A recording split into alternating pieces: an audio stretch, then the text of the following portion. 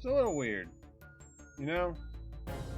We started these games about a year ago now-ish, maybe give or take a month. And we're now at the most recent entry. Technically, there's the latent crossover, which we'll get to eventually. But here we are. Hope everyone's doing well tonight. But for now, let's swap over the title screen so I can hear the really fucking kick-ass new title theme they gave Resolve. Because holy shit, this just sounds intense.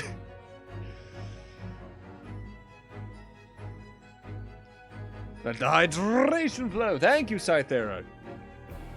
Good luck with work in the morning.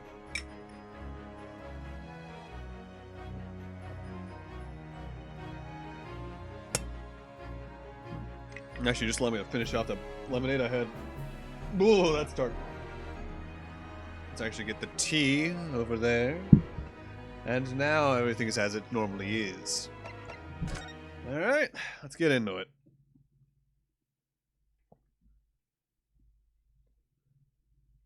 So when last we left off, we had a little bit of a cliffhanger.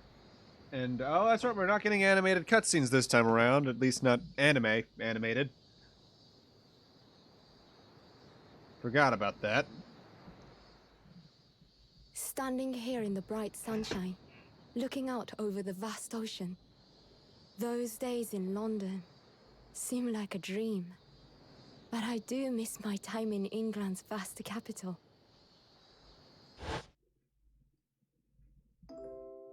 You know, he's flourished into a truly wonderful lawyer. I've no doubt that at this very moment, he's fighting some noble cause in court. Help me! Oh no. Forgive me for taking so long to come to visit you. My life has been such a whirlwind since I returned. And no one could have predicted what has happened. Just 2 months after arriving home.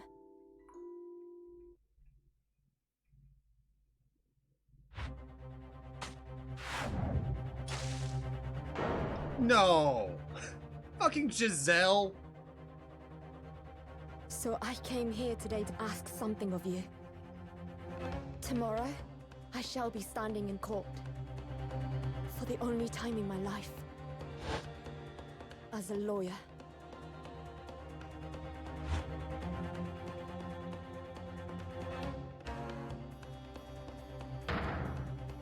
So please, I ask for your guidance. Kazuma-sama. Wait, how the fuck is she gonna be standing in court? I thought Japan's court system at this point didn't allow them to be there. Huh? Yo, Ayaka?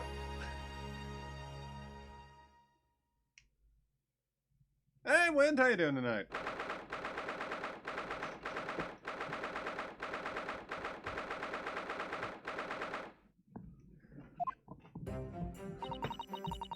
Here I am again after 9 months. The Supreme Court Adjudicature in Japan. Yeah, it's been since case 1 of the last game, huh? I'm at least glad this background gets more use because I like this styling. I feel so nervous, but I must steel my nerves and find a way to compose myself. Oh, fuck, what was your voice? Ah, good. Yeah. Doesn't do for a lawyer to be late. Oh, yes, good morning, sir. I hardly recognize you. Had a fine figure, counsel. But you look as white as a sheet, and those wide eyes aren't doing you any favors either. Finistina Mizuma's Archon Questus, you got that going for you? Hell yeah.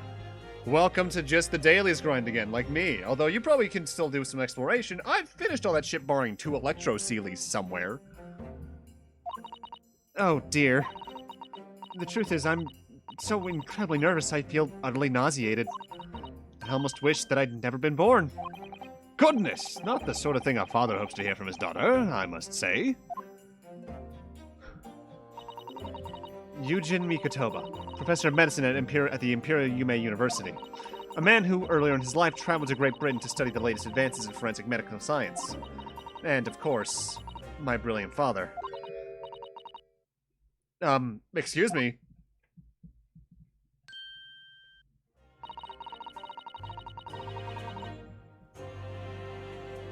Would I be correct in thinking that you're to be my lawyer in court today?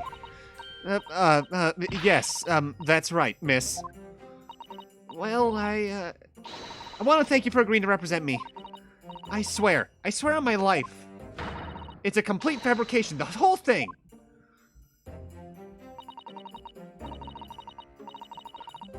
Ray Membami, born the same year as I and my greatest friend. Though unusual for a woman in our time, she works at the University Research Laboratory, helping my father. And sadly, she's the defendant in today's trial. Accused of committing a truly awful murder. Are you feeling alright? Since we started talking, you seem, well, to become a little flushed. Oh, it's just that... You look so gallant and dashing. They don't allow women in their court system outside of defendants and witnesses. What the fuck is Susato dressed like right now? Sorry? And when I found your intense gaze, it makes me feel rather bashful. Goodness, I don't think she knows. She hasn't realized who I am. It would seem our little plan for this trial is going to work. Oh, what do you mean, Professor Mikitoba? If even your best friend can't see the disguise, I think we can relax. Disguise? Yeah, I've never tried dressing this way before, of course, so I wasn't sure of how convincing it would be. But this does make me a little relieved, as you say, Father. But, Father... Ah! Is that you, Susato? I'm so sorry I didn't say anything sooner, Ray. It's just that... No! What are you doing? What's going on? What? That varsity uniform, that varsity cap, that varsity cape, that varsity badge. Look at you. Look for all the world just like a student of the Imperial Yume University. A male student. I'm so glad you think so. It means all my preparations have been worthwhile. I woke at 4 this morning to make a good start. But I don't understand. Why are you dressed like that? Well, you see... It was the only way. The only way she'd be permitted into the Supreme Court to take on your defense in this trial. My defense? Never before in my life have I felt so frustrated having been born to this body. Courts in Japan are barred to women. We're not even allowed to set foot inside the courtroom. What about the fucking... Now that I think about it, Giselle was the only female witness in the first case, in the first game, huh? Despite the fact that the laws of the land apply to all people, male and female alike. But women are forbidden. Just for today, I'll be leaving my true self at the courtroom door. So that I can act as your lawyer. Oh, Susato, you'd go to such lengths for me? Of course. You're my greatest friend. I'm excited, Goggle. I'm excited to get into this game, period. I just worry that I shan't be the lawyer you deserve. Oh, no, I have complete faith in you. Ray. It's so strange, though. I mean, you're such an accomplished judicial assistant already. And yet, just because you're a woman... What a wretched reason! How you doing tonight, Candy, by the way? I mean, why shouldn't you be allowed in court? You're so gallant and dashing! Ray, please don't look at me like that with those flushed cheeks and doting eyes. Oh, I'm sorry. It's just, you really do look so dashing. Yeah, you mentioned that once or twice. You should be pleased. Means you look as convincing as a man. I'm pleased. I think it certainly helped to bolster my confidence today. I do not have DLC costumes on. At least not from memory. If it's something from the first game, I'll turn it off. I guess we'll see in a moment. Ray, you're managing to put on a brave face in all this, but I can see through it. I've noticed how your shoulders are slumped and how you're trembling ever so slightly. Susato, you do believe me, don't you? I didn't do it. I couldn't have. I mean, murder. Of course. Hey, Volt, how you doing tonight? I didn't notice you for a second there because you and Goggle Candy's names are the same color. You have nothing to worry about. Your conscience is perfectly clean. Isn't that right? No? Stab that bitch dead. Yes it is. Perfectly clean. I have absolutely no doubt in my mind about your innocence, which is why I'll stand by you until the bitter end in this trial. Whatever happens, I'll always be on your side. Because that's what it means to be a defense lawyer. That means so much to me, Susato. Defendant, counsel, court's about to begin. Proceed to the courtroom at once. You should go in at once, Ray. If you're late, the judge won't hesitate to pronounce you guilty. Oh. Stand aside! I don't think I've ever seen her run that fast. Well, Susato, you've certainly surprised your father. Going to such lengths to be admitted into a courtroom with no prior experience of being a lawyer. There was simply no other way. That's all there is to it. But father, you haven't told her, have you? I mean, I'm right in assuming that Ray doesn't know how it came to this? Yeah, quite right. I've kept that information from her. It would only worry her if she found out that no other lawyer would agree to take her case. I didn't want to burden her with that. And is it true? The reason why every one of the lawyers refused to take the case is really because of who the victim was? We should be making a move now, too. As you know, law isn't my field, but I'll do what I can to support my student. Thank you, Father.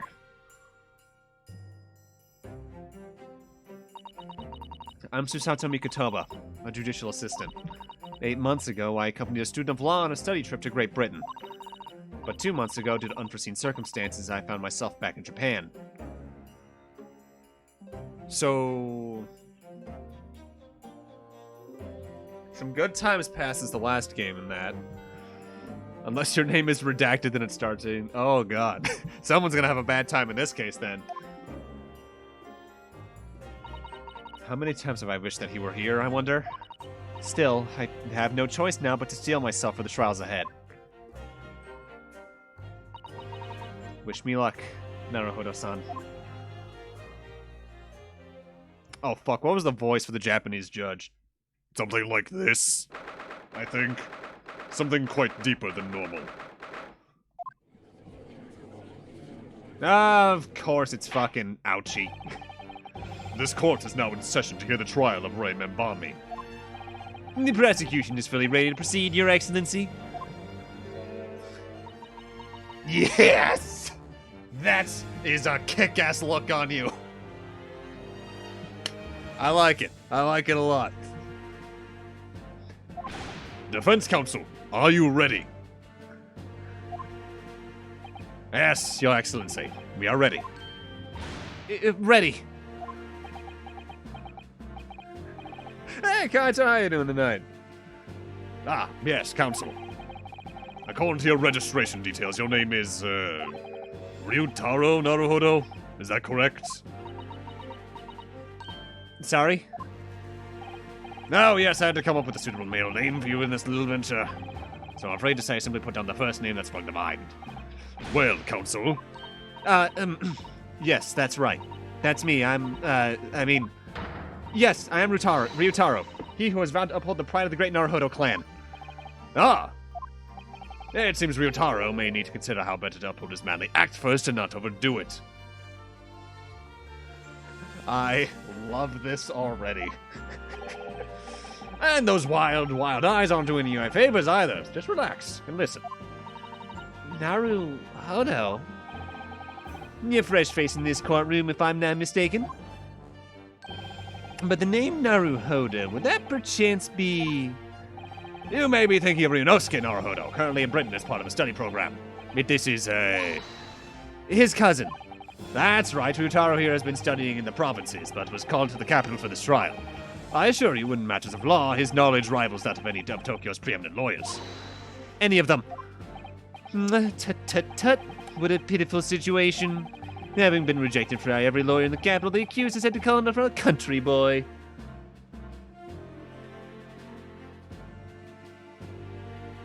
Got caught in a bunch of skits and Tales of Arise and weren't able to say, hey, I've been there. I've fucking been there. That was almost me tonight, actually. Hi, the moment stream ends, I'm logging back into Final Fantasy XIV to do my Alliance Raid Roulette because it's the only thing I have left to do today. How dare you! Susato always has everybody as gallinsing and... Gallising? Gallising. That's a new one. It's every bit as gallant and dashing as any of the old Tokyo attorneys. I won't have you making fun of her. Her. No, please be careful, Ray. You're waiting to finish Greatest Turn before you start Arise? I need to fucking get Arise. But I need a PS5 first, because I don't want to play it on PC. Like, I know my PC can handle things, but I'd rather do it for trophies as well. You know how it be. Oh, hold up. I'm going to bring up a different stream real quick. Send over a Hydrate Redeem. Because one of my buddies just went live. Come on, Twitch, load up.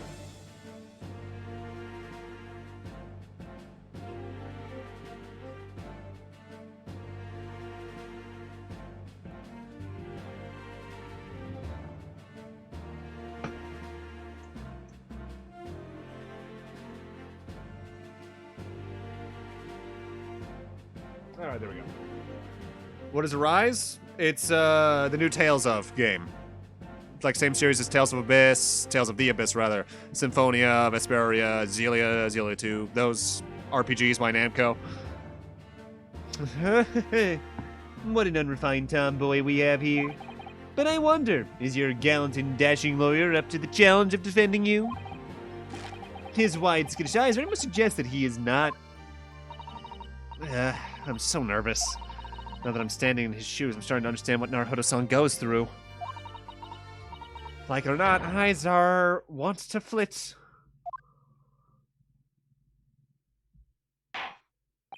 The case to be heard on this day is a matter of great significance to our national interests. In fact, it would be reasonable to assume that the outcome of this trial may well affect the very future of our empire. Just like the trial 9 months ago. Wind, you would be one of the few people I've ever talked to that thinks of Project Crosszone before Tales of. I mean, don't get me wrong. I love those games. Never finished the second one, though. But goddamn, those are some out there games. And yet, for proceedings of such importance, we have this unknown yokel by the dock. Dear me. Perhaps this would be an appropriate moment for me to assess the defense. To determine whether you are sufficiently competent to practice in this courtroom. 9 months ago, when a certain other Naruhodo stood where you are standing now.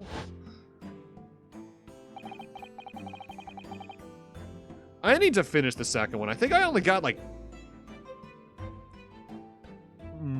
11, 12 stages in. I think I was like 2 stages after when a certain Xenoblade character joins you. This judge tested the same judge chases him as well. And even though he was just a student at the time, not even of law, he passed the test of flying colors. For a trained and experienced judicial assistant like you, this will be easy. So, counsel, do you consent to answering some simple questions? Alright, it's time to prove myself. She's taking after him, oh no. Yeah, they're mostly good. Like, even Tales of the Abyss, a game which I hate the story of, and I really hate a lot about the main character. The game itself is largely fine, just that setting up the phone-on combos is tedious.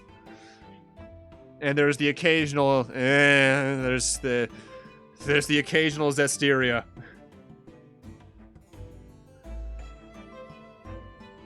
Although I recently learned something hilarious about Zestiria. Apparently they rewrote that game within a year of release because Hideo Baba wanted to flirt with the voice actress for, forget her name, the redhead in that game. And that's why, that's part of why the game was so panned, because the fucking marketing material was made at the point where the other girl was the main heroine. Oh man, that game is a mess. I liked Zavid. I liked Saray sometimes.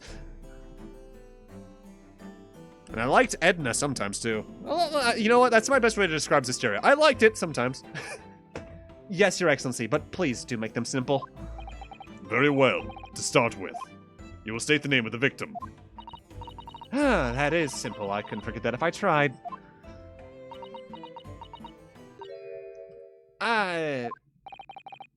What's the matter?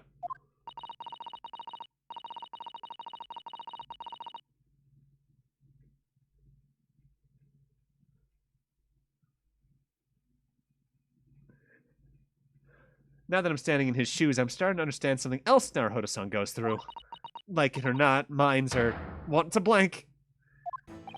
It's not surprising, really. It's your first time in this position and in that guise. Even a bright spark like you is bound to flicker and falter under a little under the circumstance.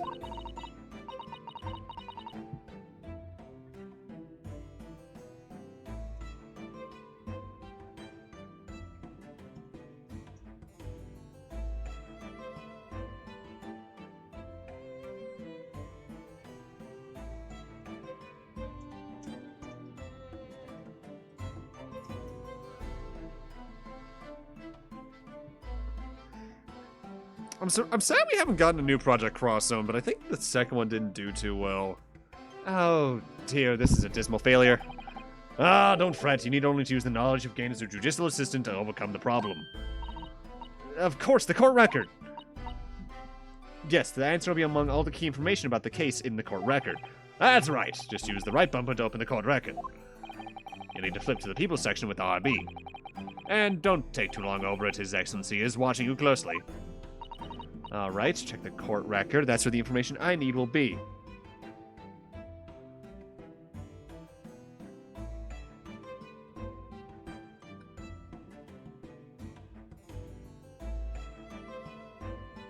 I'd say Tales of, by and large, is a game series you should start with the most recent one possible.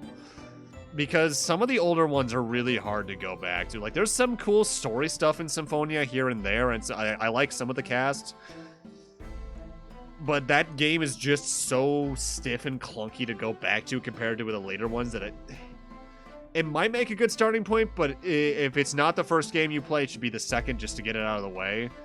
My personal recommendation is either Berseria, from what I've seen of it, or probably Vesperia. I like Xelia 2 the most, but that requires so much story stuff for minor things from Xelia 1 that you would probably have to start with that one. Alright, what's the postmortem report?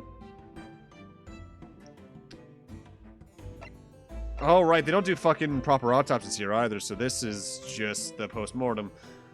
Around 2 p.m., single stab wound, pierced a lung, fatal hemorrhages. Death would have occurred within minutes, so someone's either going to bring up instant death or potentially too much of a time frame. Yeah, that's Yuri and I forget the other guy's name. Extreme meiosis was observed in the victim's eyes. That's a little unusual for a stab wound, I think. I'm waiting, Counsel. What is the name of the victim in this case? Taketsuchi, ouchie. Yujin Mikitoba. I'm dead? Is it? Please don't tell me it's actually Exilia. Oh no. I've been saying that wrong for years. Yes!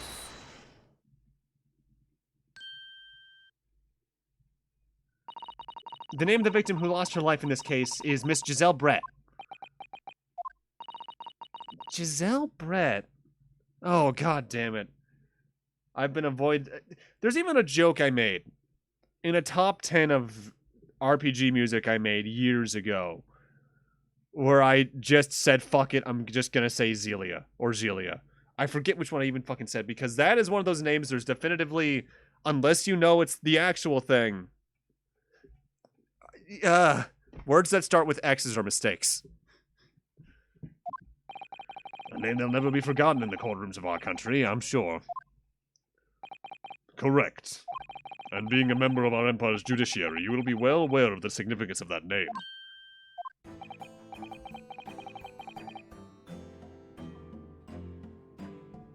So, let me pose another simple question.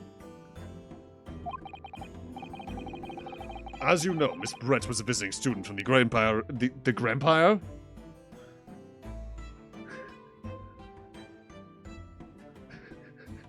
Grandpa. That shouldn't be fucking me up as much as it is.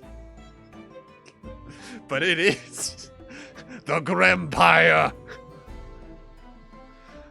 As you know, Miss Brett was a visiting student from the Empire of Great Britain. Why then is her name indelibly associated with our own Empire's judicial history? Obviously, you won't have forgotten that case from 9 months ago. But if it's proving hard to recall finer points, everything you need is included in the court record. Obviously, I still remember. That was the start of everything. Giselle Brett, behind the woman's student persona, is the face of a killer, without a doubt, but let's see how the game itself phrases it.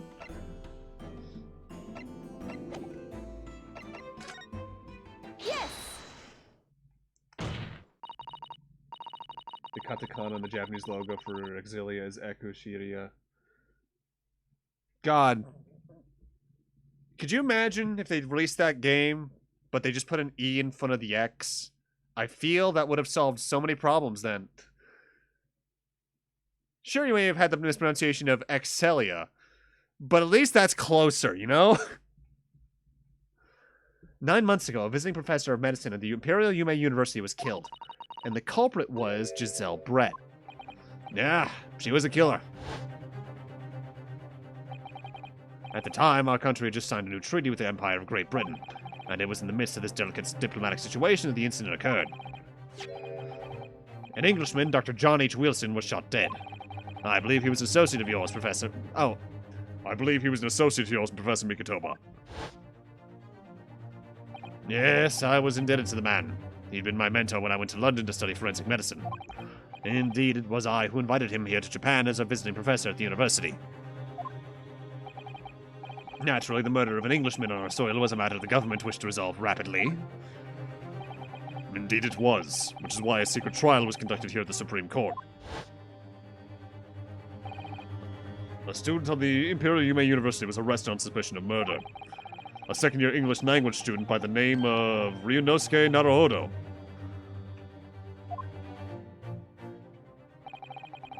Wait, he was studying English? Have they brought that up before? Man, he would get along super well with fucking Soseki then. Like outside of the I'm your lawyer thing. With the help of his best friend, a student lawyer, the accused conducted his own defense. And exposed the despicable crime committed by Miss Giselle Brett.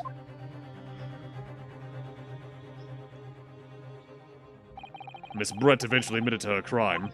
However, when questioned about the motive that drove her to take Dr. Wilson's life, she gave no satisfactory answer before the trial reached its conclusion. Immediately after the trial, the British government brought its consulary jurisdiction into play. We were unable to sentence Miss Brett according to our empire's laws. It was decided that she would be removed to Shanghai, China, instead. Why Shanghai? There's a British consular court there. Correct. I oversaw the negotiation personally. The date of her transfer to Shanghai was finally settled upon only last week. All that remained for our Empire's obligations was to see the woman safely on board a steamship. And yet, the very day before her departure, the Englishwoman was killed. Only the day before? That will do. I'm satisfied the counsel for the defense is sufficiently capable of representing the defendant. Oh. Thank you, Your Excellency. Over the first hurdle. Now a summary of the incident, if you please. Prosecution Ouchie. As is your wish, Your Excellency.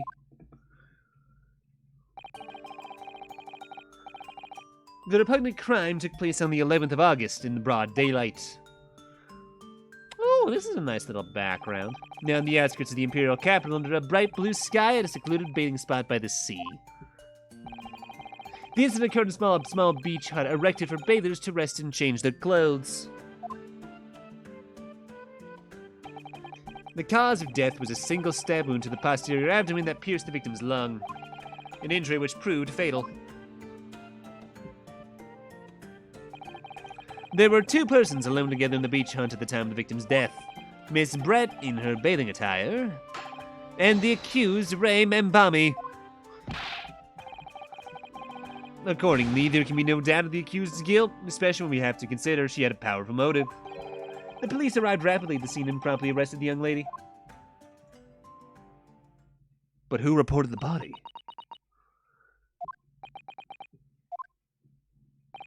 Well, that extraordinary description of events leaves me somewhat lost for words, I must say.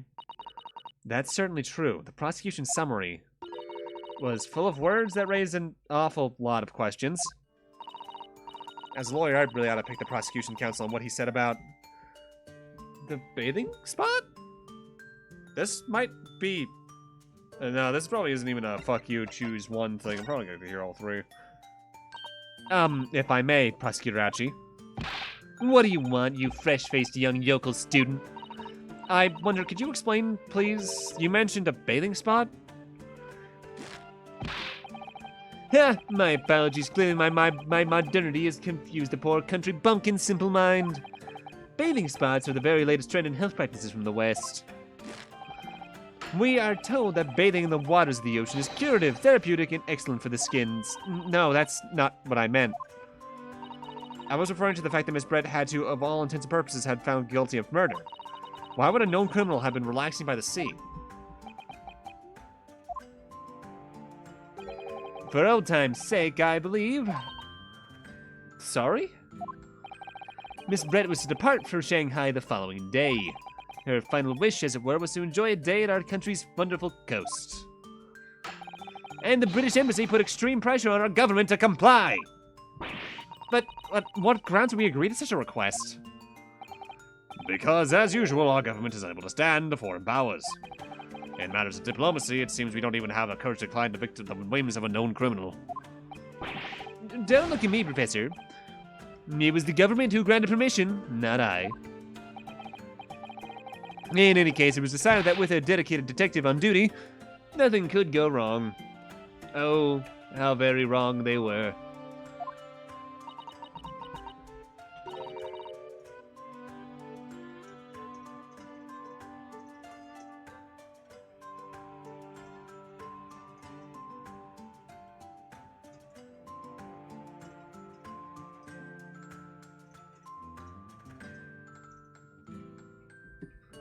But, in fact, a murder took place. I said don't look at me, it was that young student girl who did it, not I! Or was it? No one's proved that yet. I wouldn't provoke the man if you don't need to. At this stage, I need to gather more information, I think. As a lawyer, I really ought to pick up the prosecution counsel and what he said.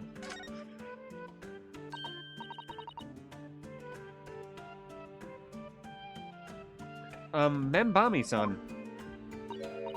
Yes, what is it,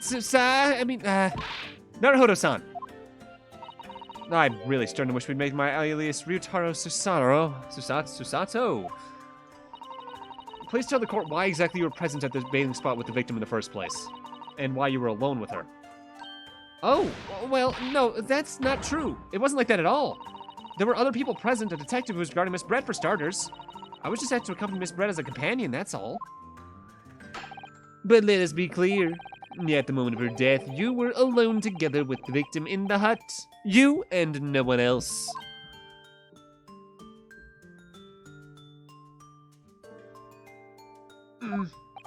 The truth is, there is only one reason why this young woman accompanied Miss Brett on her bathing sojourn. Or is it sojourn? That's one word I've never been able to sure how to pronounce. It was the accused's last chance to take the victim's life. No! Because, as we know, the following day would see Miss Brett extradited to the British authorities in Shanghai. And the accused would never have an opportunity to dispatch her again.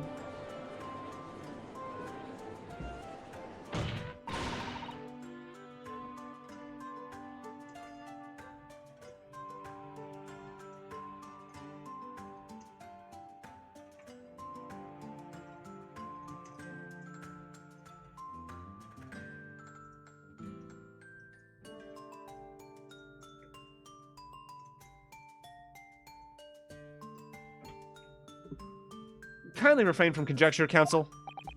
The prosecution counsel seems to enjoy using provocative terms like that. But for now, at least we need to assemble more facts.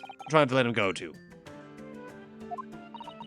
Oh dear, this is really terrifying, but Father's right. We need more information. As a lawyer, I really ought to... Alright, what's the motive?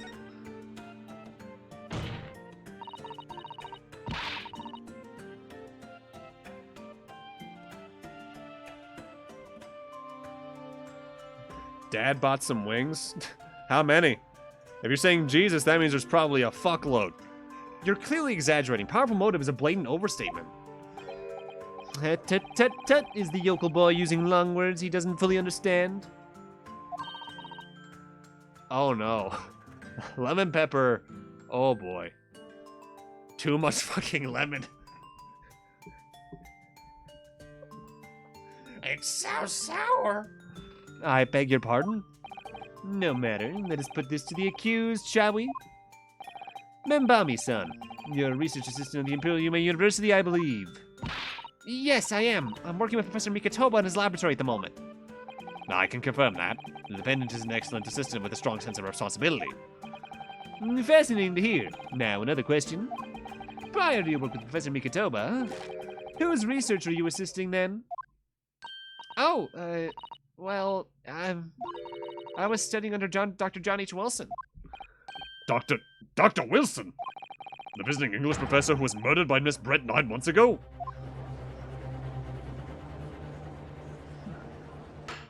There's not a way to fight off sour like there is spice with the milk, so I don't know how to help you there, Kaizo. You know what? Outwit the sour. Hit the spice hard. Here. Have some spicy Cheez-Its. I should note, I've started to go through these so fast that when my mom was at the store recently, she bought 3 boxes.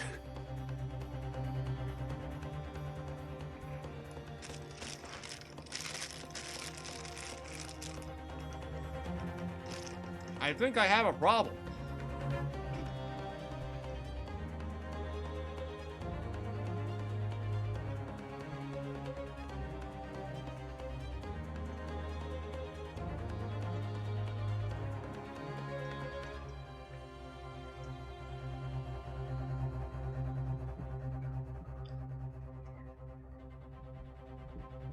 The accused has a deep-seated respect for her former mentor, Dr. Wilson. Is that not correct? Yes, Dr. Wilson was a wonderful man. Interesting. Then tell the court what deep-seated feelings you had towards the Englishwoman who killed him. Well, obviously I was filled with hatred for what she'd done, a powerful hatred. Oh, no, Ray, be careful what you're saying. Ah. The motive was revenge. Plain and simple, Your Excellency. I believe we all have a clear picture of the incident now.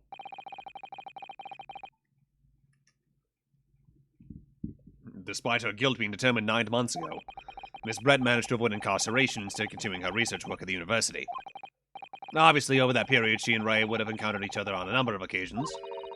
Seeing the murder of the mentor for whom she had great respect for enjoying such undeserved liberty... Yes, even if it was only temporary until Miss Brett's extradition to Shanghai. You can hardly blame Ray for her feelings of anger and resentment. Poor Ray. So, Your Excellency, if you'd be so kind to peruse this exhibit. A photographic print that shows the scene of the crime immediately following the grim incident.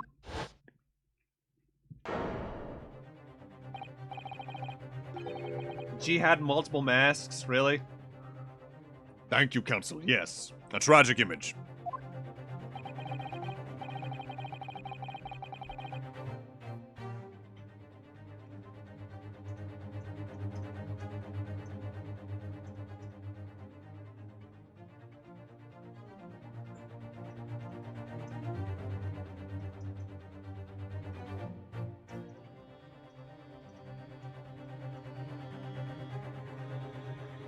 Yeah, they are all different shapes.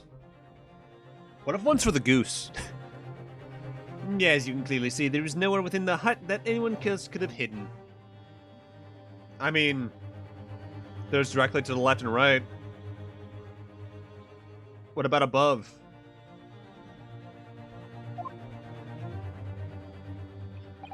The court will accept this photographic print as evidence. Hell, what did this pull as, what was, I think it was the wedding episode of Sherlock. With, Benedict Cumberbatch, that whole series. Where, depending on what she was wearing, she could have been murdered before she got there, and it's just that the wound only opened up and started bleeding out once, like, her corset was undone for the swimsuit. No, not Spider-Man the murderer. Spider-Man the murderer. As I understand it then, the victim and the defendant were alone inside the beach at the time. And even then, she researched poison and the pupil dilation, maybe poisoning and stabbing? This is deeply troubling, I must say. The finger of guilt points firmly at the defendant. Well, Your Excellency, the nature of the prosecution is much more to its case. We intend to prove the accused's appalling actions beyond all possible contention. To that end, I can confirm that we have multiple witnesses to the crime and damning evidence. Witnesses? But who? One of whom, I might add, is a highly respected police detective. Is it gonna be my boy? I assure you, the testimony of these witnesses will leave no room for doubt.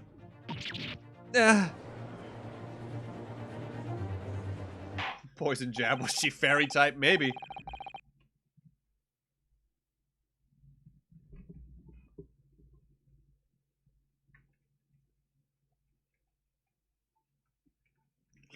Very well then, counsel. Bring forth your witnesses. I, Taketsu Chiachi, have been waiting for this moment. Sorry? Oh, yes. That trial 9 months ago here in this very courthouse.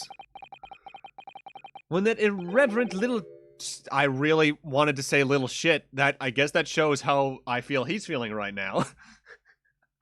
That irreverent little shit utterly humiliated me. I thought something about him looked different. He changed his hair. Yeah, Rinosuke Naruhodo. Yeah? I'm insulted! Good. Now, fuck off. Oh, I know. This is actually how his hair rested after Kazuma did the thing. That's right. You know, I'm impressed he didn't put it back up the other way.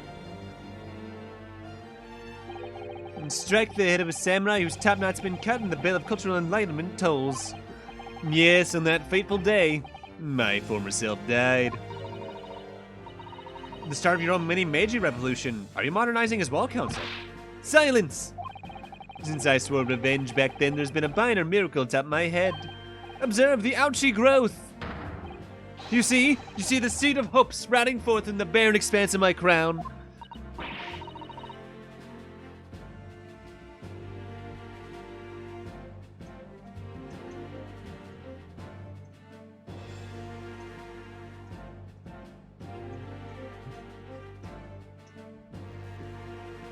I think that tiny growth is trying to tell me something.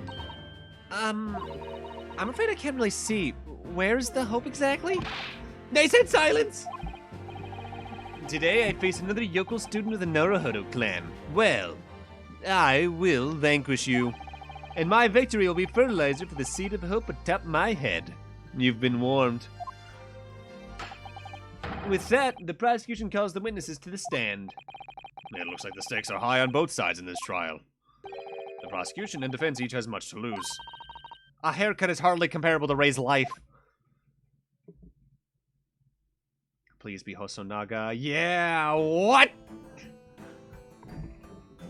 Motherfucker, did you get here and immediately get wrapped up in another case? Soseki! Soseki, my man.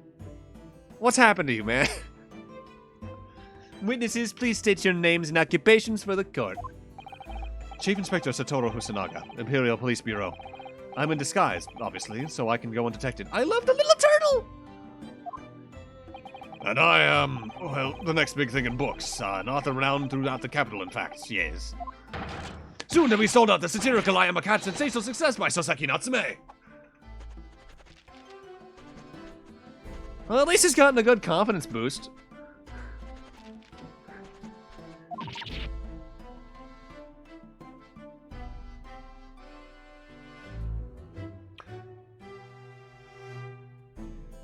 Please tell me I didn't just see something important there. Because that reporter just had ink on his hand. I swear to God, if I just saw, like, oh, he's the murderer right then and there, I'm gonna fucking laugh my ass off by the end of this. Oh my goodness. Struggling student from the provinces, please. You needn't be in awe of me. I needn't?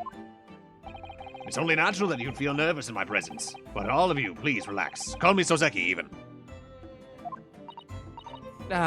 Yes. What on earth is Soseki-san doing here? Tread carefully, Susato. That Arthur fellow knows you from your time in London, doesn't he? If he exposes you for who you really are, this will be over before it's begun. Yes, of course. I know. I presume Soseki-san won't have forgotten about me. I could certainly never forget him. Although he does seem to have changed somewhat in the 6 months or so that it's been since I last saw him. And as for his Inspector Hosonaga, that amazing outfit is hard to believe. Do I have something on my face?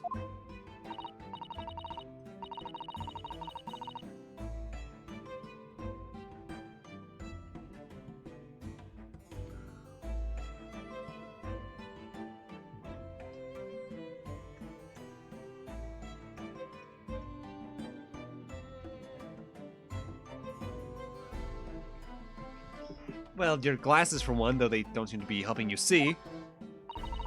Thank goodness he hasn't recognized me either. Ah, I suppose it's this disguise, is it? I thought that appearing here in the clothes I was wearing at the time would make for a more faithful testimony. It is my guiding principle to carry out all testimonies flawlessly. Well, I can appreciate why an Imperial Police Bureau detective might have been present. But what business does a writer such as yourself have being at the scene, Miss Soseki-san? Ah, well, you see. I had been asked that day to give a lecture. On the morning of the incident in the Imperial Yume University's Grand Lecture Hall, no less. At Yume University? After the lecture, I had a very pleasant conversation with a researcher from the Medical Science Department. The professor over there, in fact. With Professor Mikitoba? Yes, that's right. It was arranged by one of the newspapers. They wanted some story or other about two former students who'd studied in Great Britain. Of course, being a renowned author, the press never leave me alone. They secretly spy, snapshots, scribble stories, and scupper my privacy. That ink being on that hand scares me.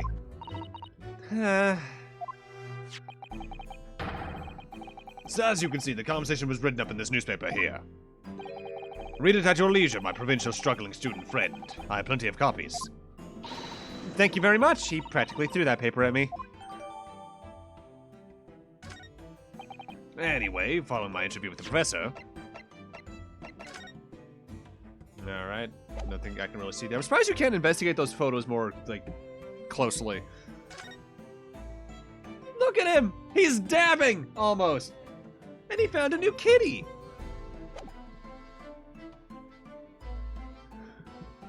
Surprised I can't rotate the newspaper.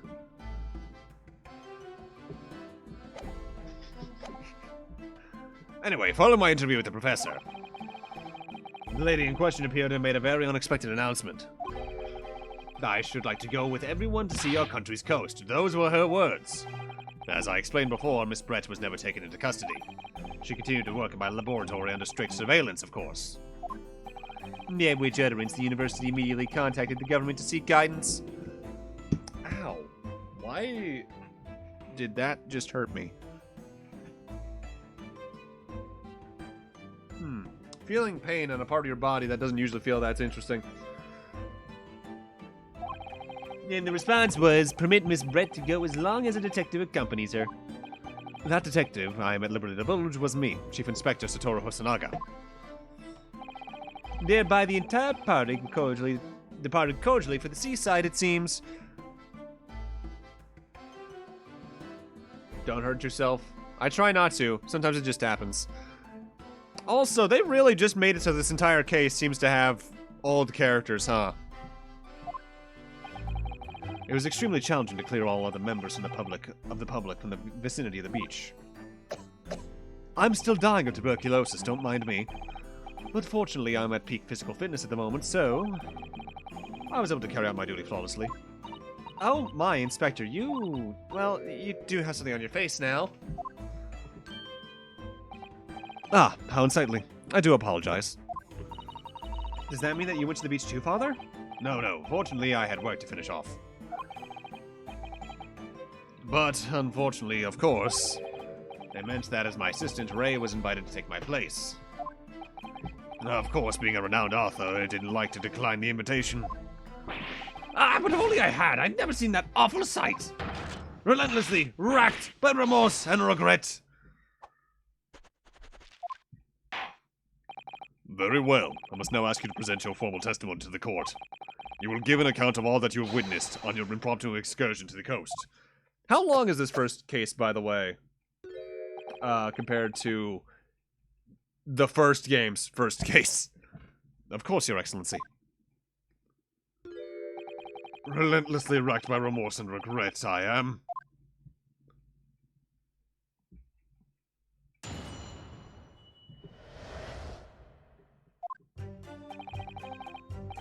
On the day of the incident, I was ordered on a special surveillance assignment in this disguise. I just managed to catch that crab when I suddenly heard a caterwaul from behind me. 3 to 4 hours. Alright, we'll probably finish this case off in the stream then. I ran into the beach hut at once where I found the pair in question.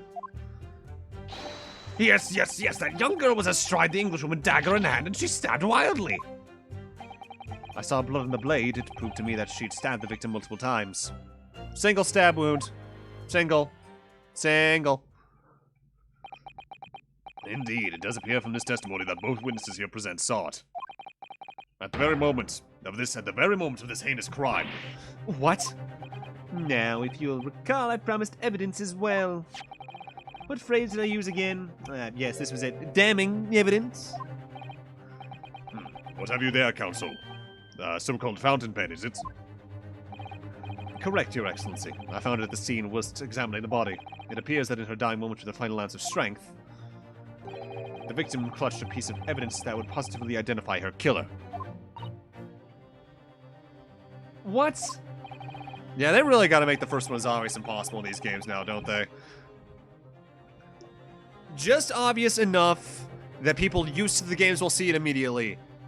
But just out there, if you're new to the series, you won't immediately see it unless you go to read it immediately. Your Excellency, if you would cast your eyes over the photographic print of the crime once more. Ah, goodness me. Yes, the victim's clearly grasping something quite deliberately there in her hand. That's right. The fountain pen. And if you would kindly examine the pen, Your Excellency. Ah! The owner's initials have been engraved into the ebonite barrel. R.M. Ray Membami. The initials of the defendant. Or like anyone else that has those initials? Sure, in this scenario, that could just be her. But you don't fucking know. No.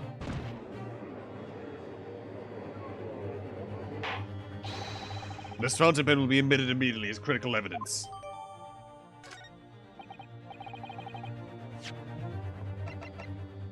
I can't examine it yet. Do I need to wait for the fucking tutorial for that? Okay. So, have I omitted anything? Decisive testimony and damning evidence. There's a bright blue sky outside the courthouse today. Perfect weather to ascribe guilt, I feel. I don't understand. The prosecutor archive 9 months ago had none of this man's poise. Counsel for the defense, you may begin your cross-examination now. Naruhodo-san! Naruhodo.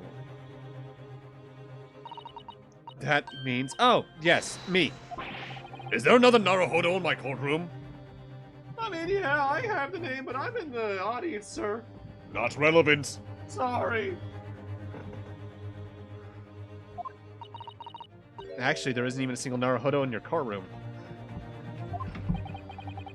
Cousin Ryutaro, pull yourself together, please. Alright, I've seen this countless times as your judicial assistant. Find inconsistencies in the witness testimonies to prove that they're lying somehow. That's all there is to it. That's how a real lawyer would handle a cross-examination. So let's see what I can do.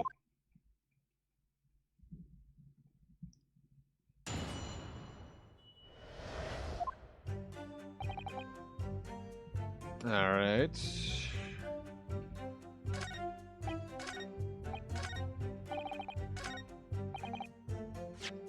Well, at least it's an easy thing. Now you see? Ryunosuke's voice actor. That's how you have an objection with impact. With that accusatory cry that just welled up from deep inside me, I think I finally understand. Every time Kazuma-sama and Naruhodo-san have stood here at this bench, the stakes have been very, very high indeed. What's the meaning of that menacing pose, counsel? I'd like the witness to clarify something for me. Who? What? Where? When? How? I ask you.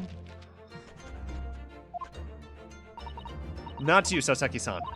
This query is directed at Inspector Hosonaga. That's me. In your statement just now, you said that the victim was stabbed multiple times. Yes, that's right.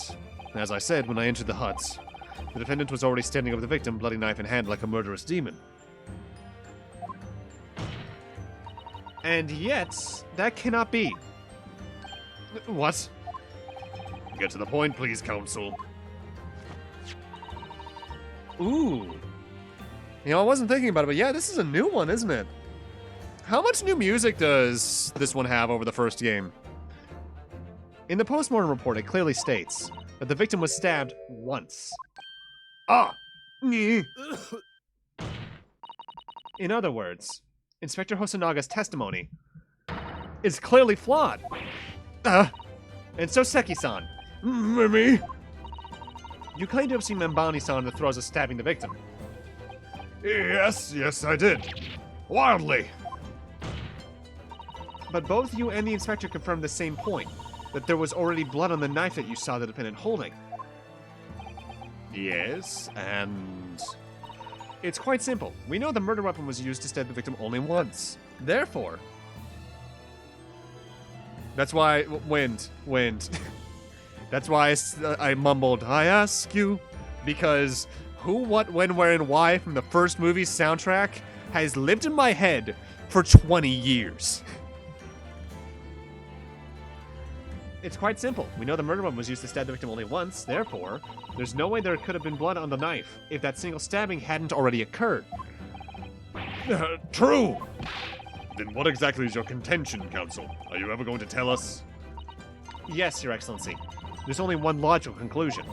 What Soseki-san in fact saw was not the moment that the defendant stabbed the victim at all, but the moment that the defendant in fact withdrew the blade from the victim's body.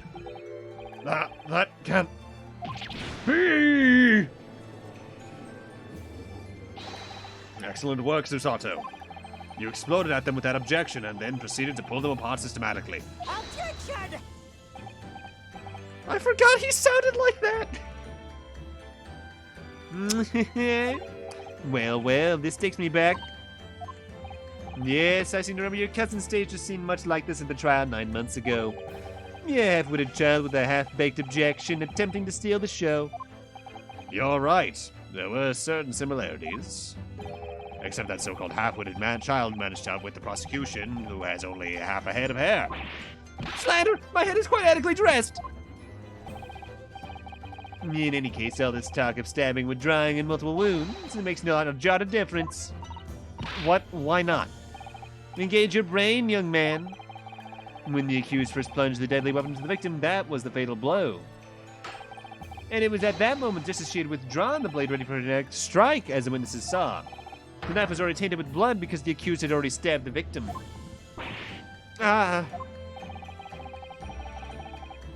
Now you have successfully shown your little display is that the mustached author isn't prone to moments of extravagance.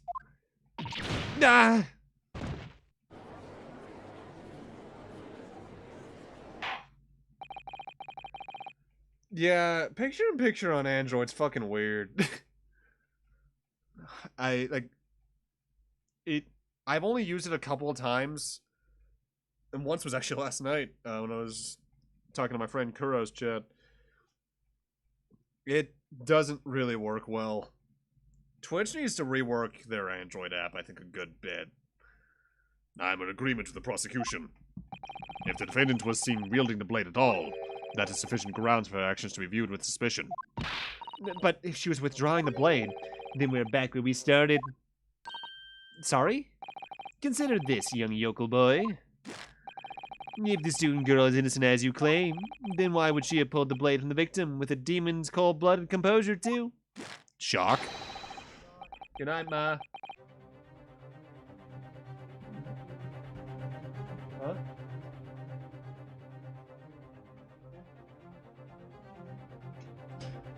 The prosecution demands an explanation, and it better be good.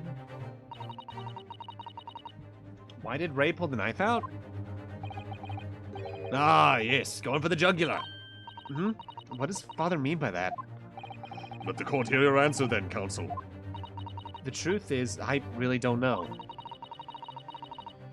But I have to come up with a plausible reason here, or we don't have a case. The reason why the defendant pulled the knife blade out of the victim's body was surely so she could save her life? According to the post-mortem report, the victim's death was not instant. That's correct. It's thought she would have remained conscious for a short while after sustaining the injury. Indeed, giving her the time to take hold of this piece of evidence that clearly indicates her killer. The point is, being a medical research assistant, Membani-san was compelled to act when faced with the wounded victim. Instinctively, she pulled the blade out in an attempt to save Miss Brett's life.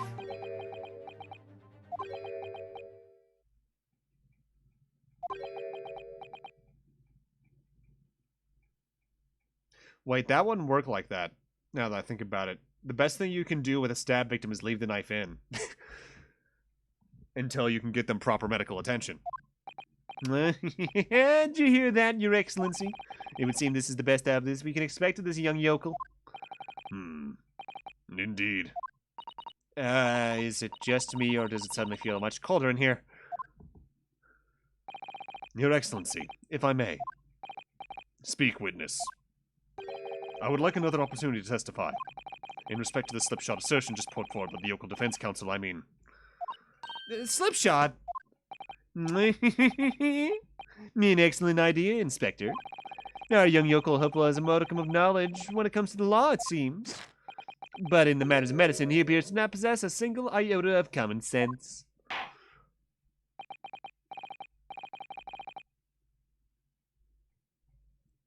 Very well, Inspector. I'll permit your request. You'll testify again before the court on the subject of the defense counsel's assertion. Yes, sir. I will do so flawlessly.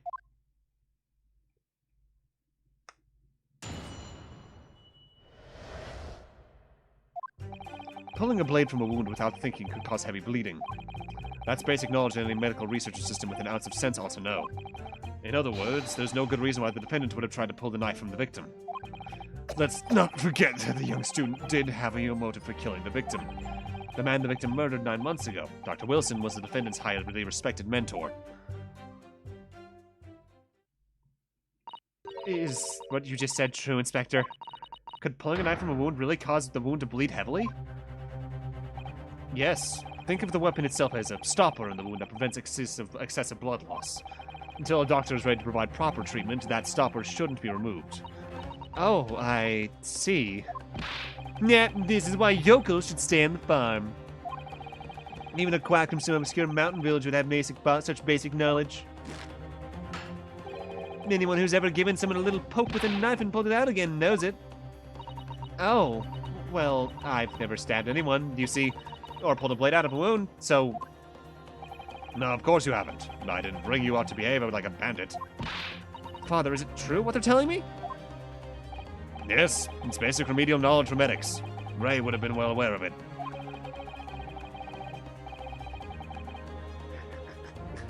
Yeah, how does she not know that? I mean, in one way, I kind of admire that means that she's probably so super hyper-focused on law, she basically gave no thought to anything else. Like, she found that passion for it that she was only ever really able to help with in Britain, yeah? But I feel they could have gone for a different field in that case so that it wouldn't seem as weird for her to not know it. If she were to claim ignorance of such fundamentals, that would prove fatal in many ways. But then, why would Ray have done it? Could she have pulled out that knife in the full knowledge that it would be fatal to Miss Brett? I don't know. Ray never once mentioned anything about the knife to me. It seems almost impossible to believe, but could my friend actually have... Susanto! Yeah? Pull yourself together. We mustn't lose sight of why we're here. Ah! Counsel, it's time for your cross-examination. Oh, yes, Your Excellency. However, I must warn you that if your cross-examination fails to identify any issue with the established facts, I'll be moving to my education immediately afterward.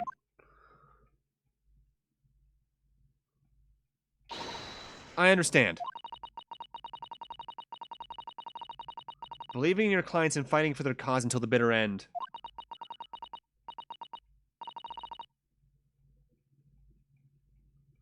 I knew it would be hard, but I had no idea it would be this hard.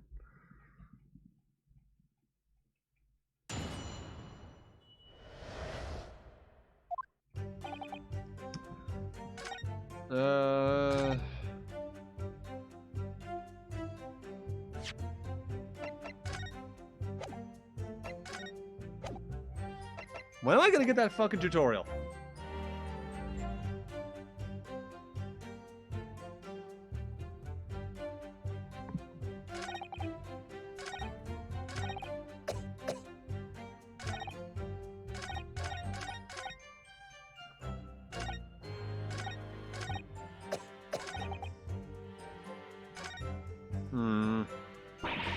This is hopeless. I can't find a single crack in this testimony anywhere. He's just stating facts. Unless there's something in a piece of evidence I can't examine yet. I can't get much out of this. If Ray knew that withdrawing the knife from the wound would threaten Mrs. Brett's life, I just can't think of any way to explain why she did it. Gisato, it's at times like these when it's especially important to remember the fundamentals. The fundamentals? Evidence is what counts in the courtroom, isn't it? Of course, but I've never been through the court record. I've been through the court record dozens of times already. I think perhaps you're forgetting something, though.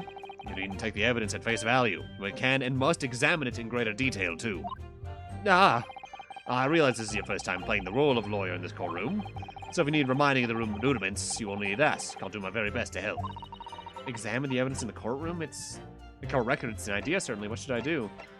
I know what to do. Come to think of it, Kazuma-sama and Naruhodo-sama were always turning evidence over and over in their hands. Yeah, I need to examine things in greater detail with the A button. But look in your eyes, I see it's coming back to you. Go through the court record again and have a thorough look at everything. You may just find a clue. Yes, I'll do it straight away.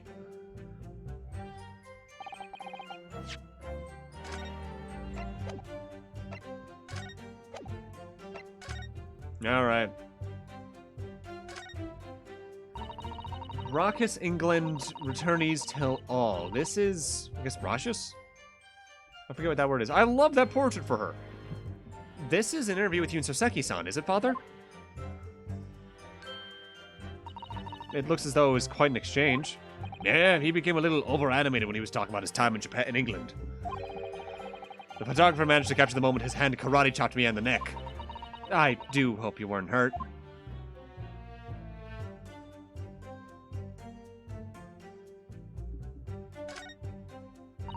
This is the newspaper from Soseki-san. There seems to be an important article on the back page as well. Exclusive deadly poison stolen from Yume Medical Research Lab. From Yume's medical research? Father, isn't that your lab? What the? Let me see that. The poison's been stolen? It's this morning's paper that Soseki-san gave us. Are you saying you didn't know? As embarrassing as this is for the head of the laboratory, I didn't. I've not heard of any such thing. Where on earth could the reporter have gleaned this information? Come to think of it, there was no article mentioning this story in our paper this morning, was there? It's a highly toxic poison we've been working on with the strictest confidence. I put Ray in charge of the project. Ray, she was managing it? If what's written here is true, it means that she tried to hide the theft from me. And moreover, the details were leaked somehow. I don't believe it. We need to read this article very carefully.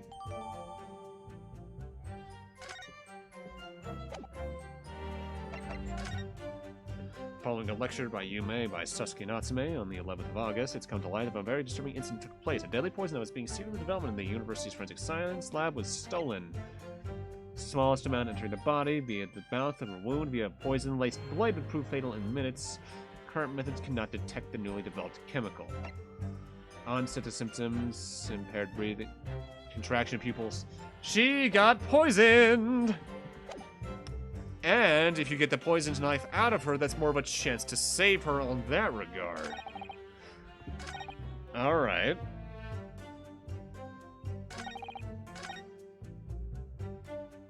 Oh, bitch, you thought. Objection! No, there is one possibility. One very good reason why the defendant might have decided to withdraw the knife from the victim's wound. What? Yeah, the yokel not only has a poor grasp of the law, but also a poor loser. Tell us then, what possibility do you think you've identified? It's here, in the newspaper article. An article about a deadly poison having been stolen from a laboratory in the Imperial Yume University. The victim perished from a stab wound. Poison has no relevance in this case. But Prosecutor Ouchie, you will let the defense speak. But the newspaper article, the court cannot rely on that kind of hearsay for those wretched publications carry. Shut the fuck up, bitch. Yes, sir. Counsel for the defense. I'm going to need some tangible basis on your claim. You will indicate to the court precisely what part of the newspaper article mentions your firm's assertion. Your Excellency. yes, of course. Thank you. Ray would never have done something to further endanger Miss Brett's life without just cause. The reason why the defendant pulled the knife from the victim's body is explained in the article where it says that it's deadly even in tiny quantities. The article reveals the following property about the poison in question. When the toxin enters the body on a knife laced with the poison, it's rapidly absorbed and causes death in minutes. Are you suggesting if the knife used to attack Miss Brett was laced with this very poison, it would explain why the defendant Mambami-san would have withdrawn the blade as soon as possible? Yes, the truth is, it was an attempt to stop the poison from entering the victim's body.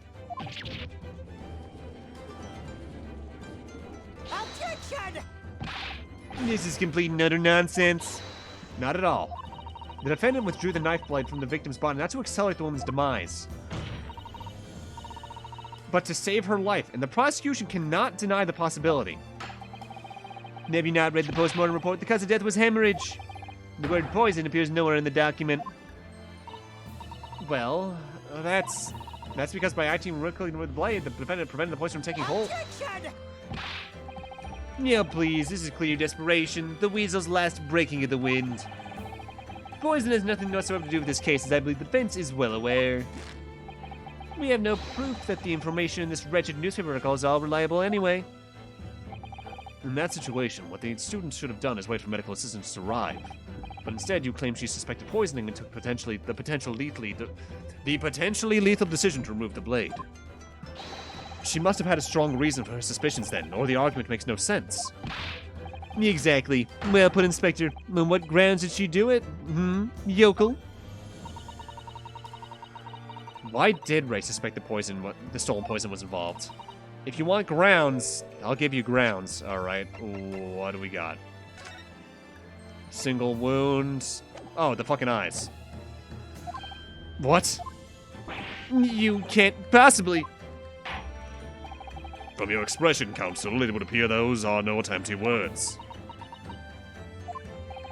But naturally, as you stand in this courtroom as a lawyer, you must be aware that words alone, empty or not, are of no value in our modern justice system. The court demands evidence. Yes, Your Excellency. I'm well aware of that. I've seen it many times from my place at his side on the Old Bailey. In that case, Counsel, you'll present the proof to the court now.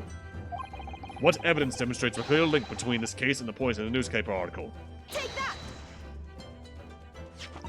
I would ask the court to refer to the notes section of the postmortem report, which reads, extreme meiosis, pupil constriction, was observed in the victim.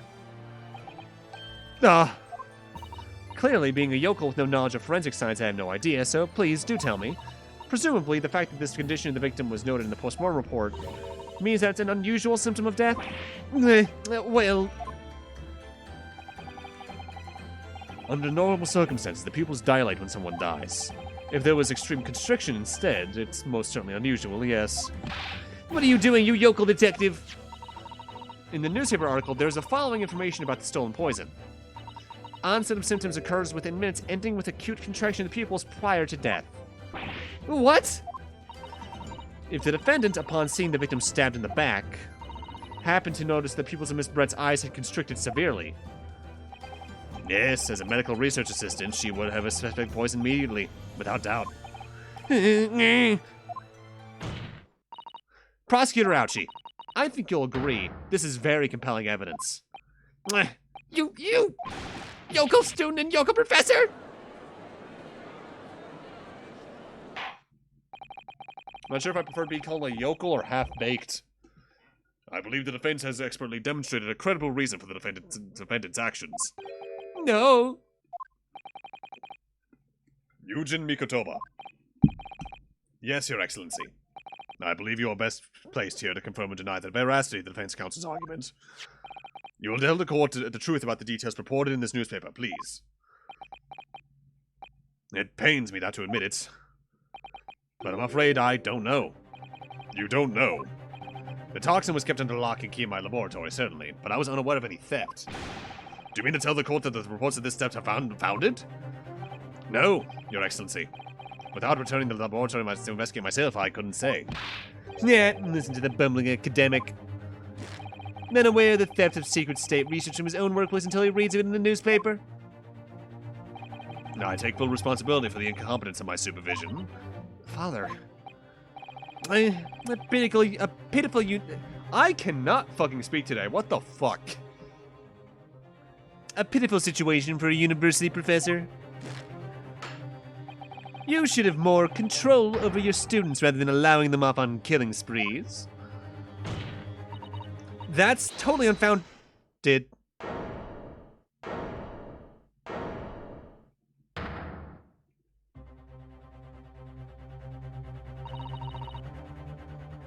None of this is Professor Mikitoba's fault.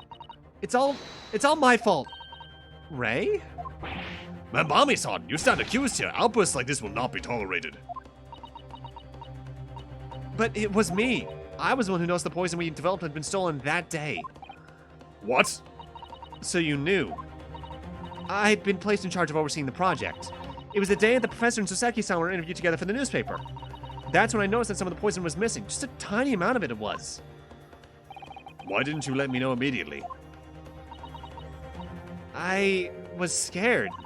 The whole project was supposed to be confidential, but some of the toxin had been somehow taken. So I decided I'd try to get it back before anyone else found out. Because I had a very good idea who the thief was. The thief? You don't mean... Yes, of course. It was that dainty Englishwoman. Miss Giselle Brett. That's why I decided to join the little group of people going to the seaside. Inside the beach hut, I confronted Miss Brett. But she just sat on a stool in the back of the hut, smiling sweetly at me as if she knew she was untouchable. Because, by and large, she was. I know it was you who stole the poison. Well now, whatever do you mean? And then she suddenly got to her feet before falling to her knees in front of me and then collapsing on the floor. That's when I saw the knife in her back. I couldn't understand what had just happened. And then, a moment later, I was seized with fear. The pupils of her eyes they'd shrunk to tiny pinpoints. She got stabbed through the back of the hut. Because that's the chair she would probably have been standing on. There's definitely a little crevice right there. I don't believe it. In other words, you realize the victim was suffering from the effects of the stolen poison. My mind started racing. I hadn't seen anything past Miss Brett's lips whilst I'd been with her. Which left only one possible way for the poison to have entered her body. On the blade of the knife in her back. And that train of thought was what spurred you to withdraw the blade. Yes.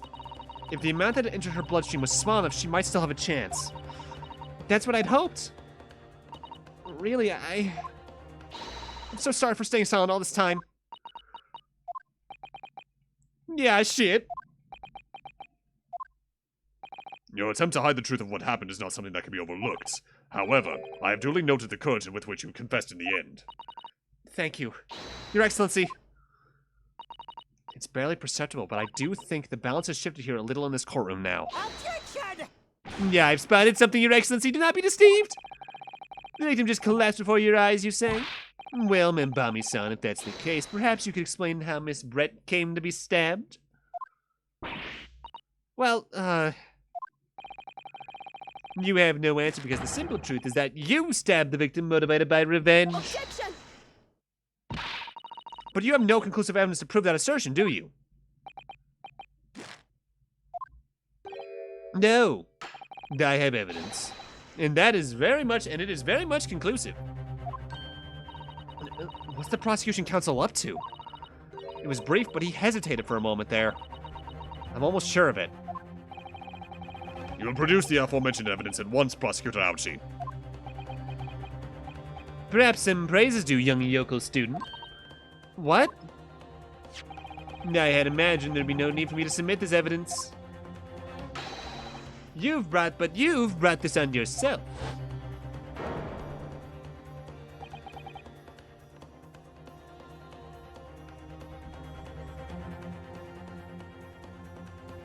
Holy shit, we can actually kind of see her face for once. What the? Could a more damning shot exist? The cruelty in the air on that beach is almost palpable.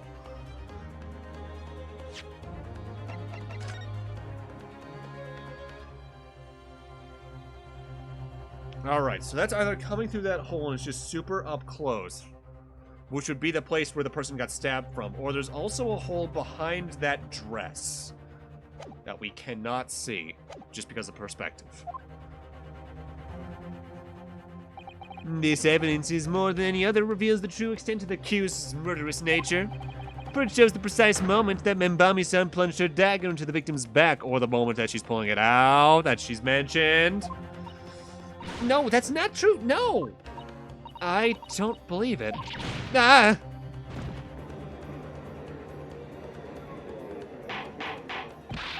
Order!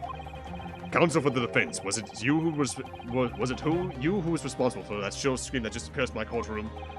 Perhaps his voice is yet to break. These yokels are slow of mind and slow to mature.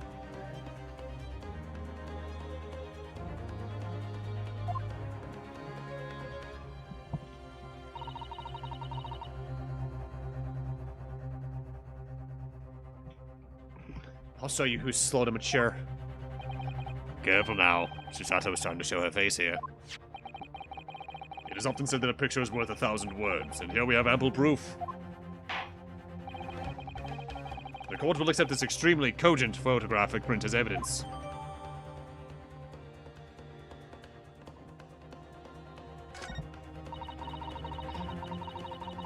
I can't believe he's had a photograph like that up his sleeve the entire time. It's such a stark image, I'm genuinely lost for words. Then why did he hesitate? There's something he doesn't want us to notice about it. Wait a minute, I don't understand. How did you... I mean, who took that photograph? Ray. Attention!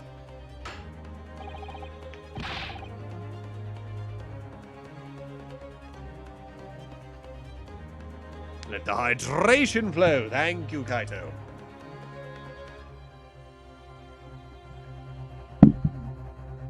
That's of no importance here. Stop trying to divert attention. No. Objection!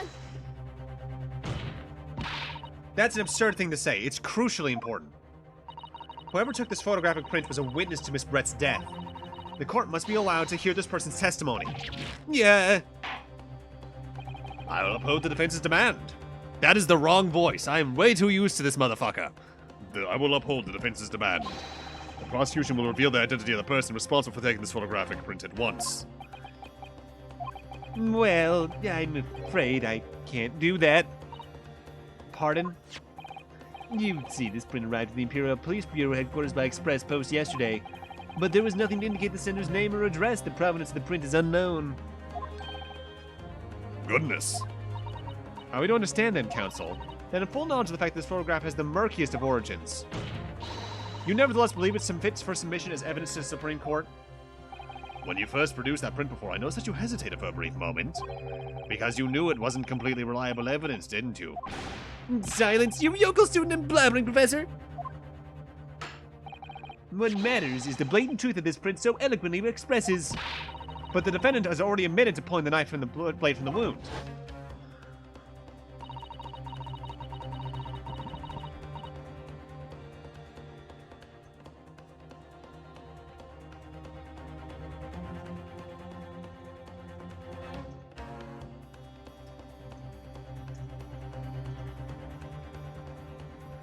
Clearly, this isn't the moment the knife was plunged into the victim's back, but The moment it was withdrawn. Don't waste this court's time with your ramblings. Indeed. Without knowledge of who produced this print, we have no means of verifying the claim. And the scene it captures is without a doubt the most compelling evidence presented to the court. If the defense is unable to shed any further light on the matter, I believe the conclusion is clear. Oh no. Susato, this is the time for you to fight. If what you've established so far is true, then there can be no doubt. This photograph shows the moment that Ray withdrew the blade from the victim.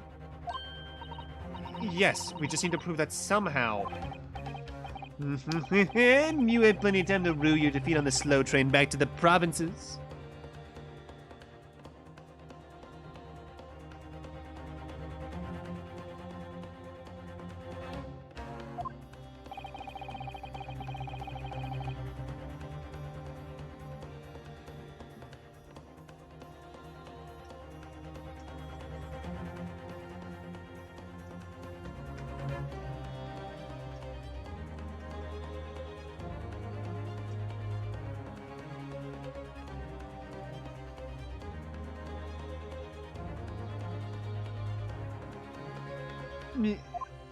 Oh, shit.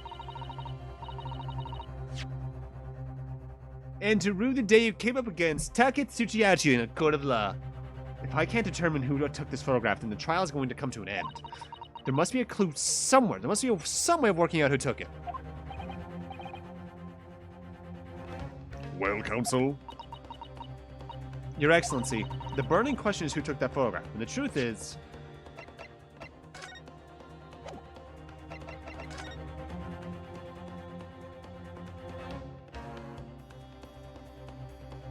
Wait, I've just been assuming that's been a scratch. What if it's there too? Whoever took that photograph's the same person. Oh my god, did I accidentally call it? It's the fucking photographer.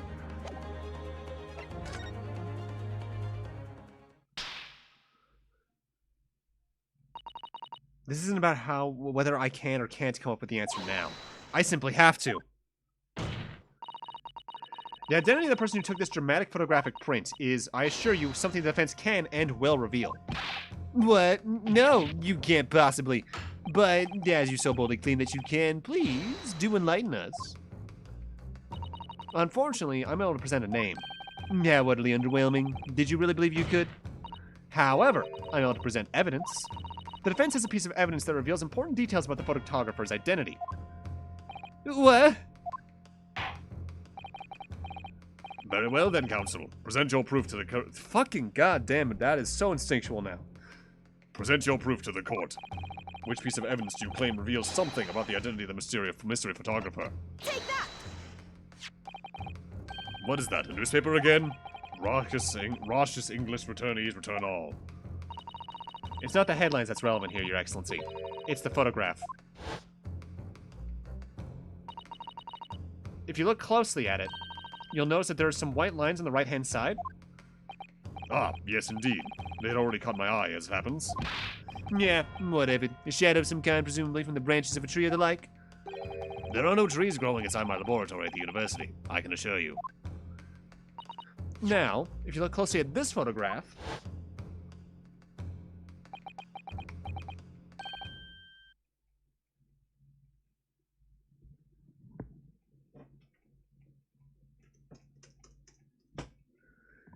Good gracious!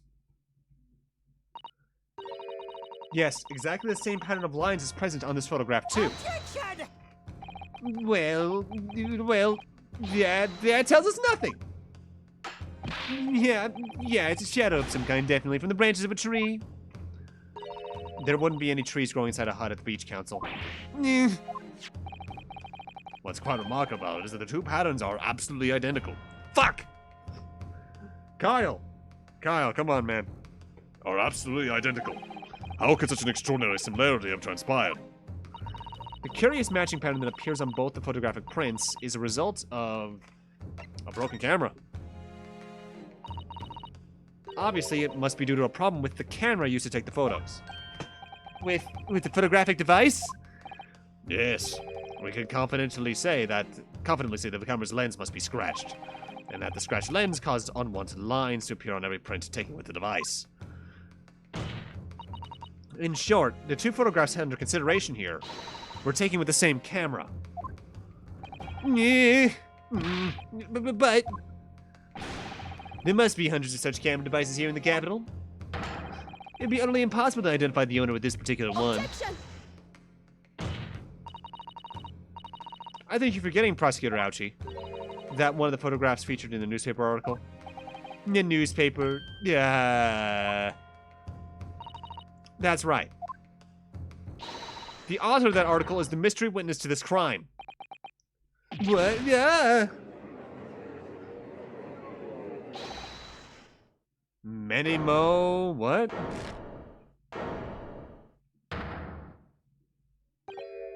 I see why you were called a raucous England returnee.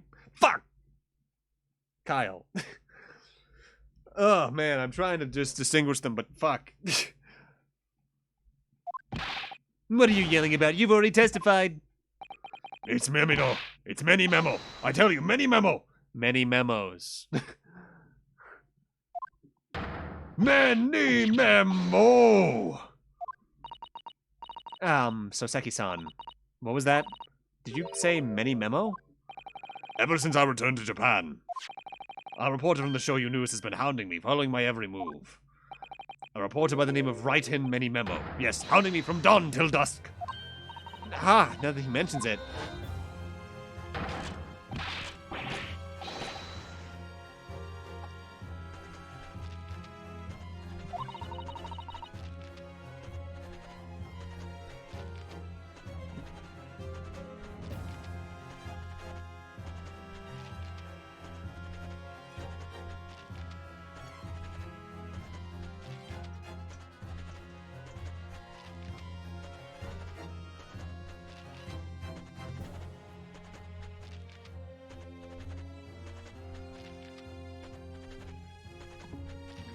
Could that same reporter be...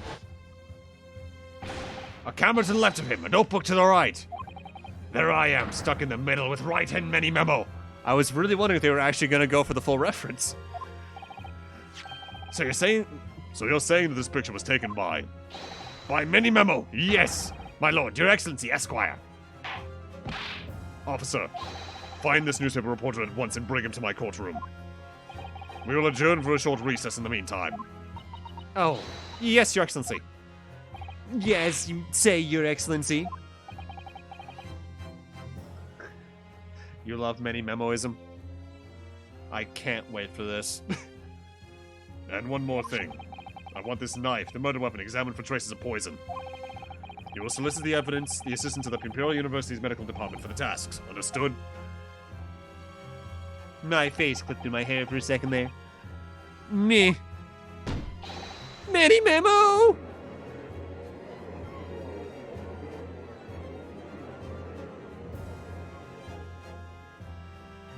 Writing many memos.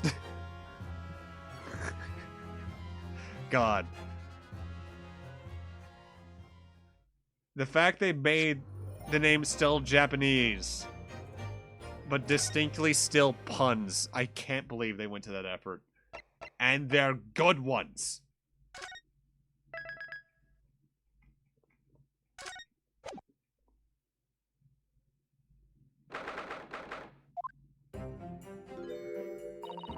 I'm so sorry, Susato. I should have told you about the toxin. Ray. You have a strong sense of responsibility, I know. That's why you decided to shoulder the burden alone. No, that's not it at all. I was scared of my failure coming to light, that's all. So I hope to retrieve the substance from the Englishman before anyone found out. Before the trial started, do you remember what you said, Susato? That you had no doubt in your mind about my innocence, that you'd stand by me to the last? I remember. And yet I didn't deserve your trust in me. I hid the important details from you, Susato. I completely betrayed your faith in me. Hit me, Susato. I deserve it. No, in fact, throw me to the floor. No, that's too good for me as well. Drag me through the city streets. I'm no better, you know. Oh! Even though in my heart I knew that you pulled the knife blade from Miss Brett's back, there was a brief moment when in my mind I doubted you. Susato, I'm sorry. After I stood here and promised you that I'd stand by you and always be on your side, I betrayed your faith in me too. Yeah, this is definitely mirroring a lot about 1-1 from the first game, huh? Like, this is even mirroring when Rinosuke doubted Kazuma. And as such, I've failed you as a lawyer. Oh, no.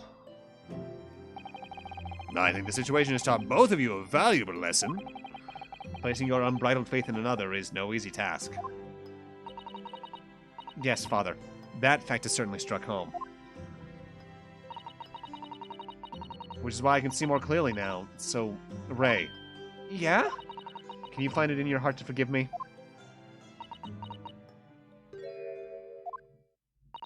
Oh, Susato? You know you'll always be a gallant, dashing lawyer in my eyes now. Oh, Ray.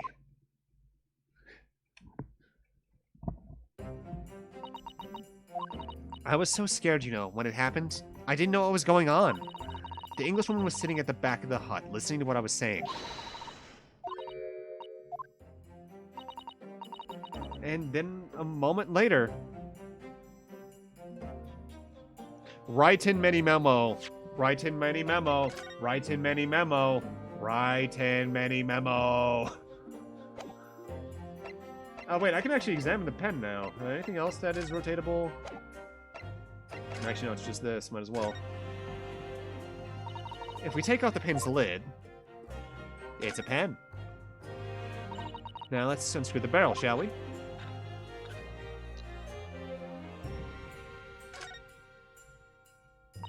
This must be the little reservoir that holds the ink. Yes, you fill it by drawing ink from a bottle up through the nib. Yes, it did just hit me. Is something wrong, Father? It's just that there doesn't actually appear to be any ink in there, that's all. Odd if this is his pen that should be filled with ink. He put the poison in the pen. Okay. Oh, yes, you're right. It's pretty much empty. Well, it could be on the verge of running out, I suppose. Don't stab yourself with it. Please, don't stab yourself with it. The RM initials are very clearly engraved here. And the fact that Miss Brett was clinging to this pen in her dying moments is very clearly a message, too. To identify her killer, you mean? I don't think there can be any doubt that this is a key piece of evidence in the case.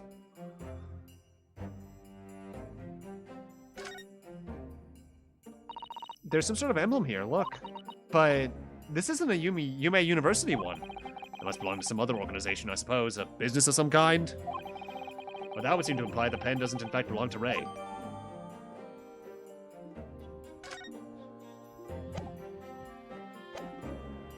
And then a moment later, she suddenly got to her feet. Before collapsing on the floor in front of me with a knife in her back. It all happened right before my eyes. And you were the only people in that hut in the time. That's right. Just as Miss Brett and myself. There was no one else. So I just don't understand how she possibly could have been stabbed like that. A great mystery indeed.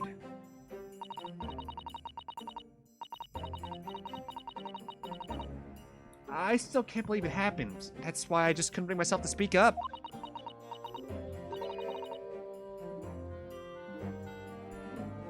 It'll be alright. However it happened, and whatever really went on by the sea that day, I promise you that I'm going to prove everything you saw is true. Spoken like a true Mikitoba. Now I think we should discuss what's coming up in the trial, don't you? We don't have much time. We must make sure we have our facts in order. Yes, I expect the poison is going to come under close scrutiny in the upcoming proceedings. The police should hopefully have identified it on the blade by now. The trouble is, it's a completely new laboratory synthesized blend of alkaloids. The police won't have any way of testing for it. No, I see. Yes, without this chemical reagent, it's possible to detect a toxin. Chemical reagent? I sent a colleague of mine off with some earlier to deliver the police headquarters. I think perhaps you should have some here as well, though, just in case.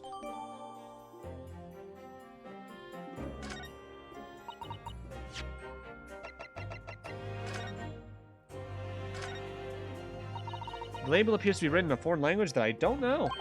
It's German, so your knowledge of English is going to be of little help here, I'm afraid. Couldn't you just have written medicine on it in Japanese? Then we'd all have been able to read it. German's the international language of medicine, my dear. But yes, I can certainly see the merit in labeling the bottle in Japanese. Though I'm not sure medicine would be entirely appropriate. And that's how I accidentally killed someone. What's the matter, Susato? You're suddenly very quiet. It's this newspaper article. Exclusive deadly poison stolen from Yume Medical Research Lab. I'm wondering how the information got out, given that it was a government secret. It was all the Englishwoman's doing. What? It was when the professor and Soseki-san were being interviewed at the laboratory.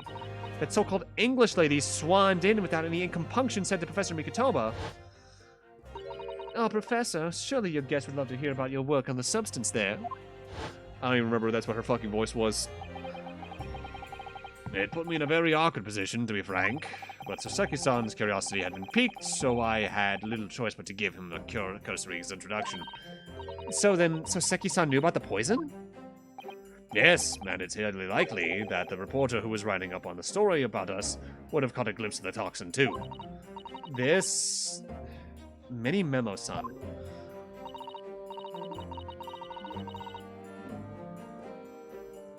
By the way, did that reporter join you all when you went to the beach? Oh, no, I don't remember the reporter being there. Indeed, he shouldn't have been. I very much doubt anyone would have wanted him there. Oh? A known criminal had been given permission by the authorities to bathe by the seaside. Soseki-san pointed out that inviting a reporter might be problematic, so the man was sent back to his office. Yet he obviously didn't go back. He secretly followed the party to the beach and took this very candid photo. And then he presumably posted it anonymously to the police. Ah. Yes, that must be what happened. Counsel, we've heard news of witnesses now. Yeah, blah, blah, blah. Boy, did I have a stroke today? Is that what my headache was this morning? We've just heard that the new witnesses are now ready to testify. The trial is about to resume. Please proceed to the courtroom at once. It's our time to steal ourselves once again, then. Defense attorney Ryutaro Naruhodo. Yes. I'm sorry, I mean, yeah. Ray has put her faith in me now and told me everything. So I can't let her down. I have to prove that what she's telling the court is true. I have to prove what really happened that day. I can't say the word yes outside of talking about the band. Because it's not roundabout by yeah, it's roundabout by yes!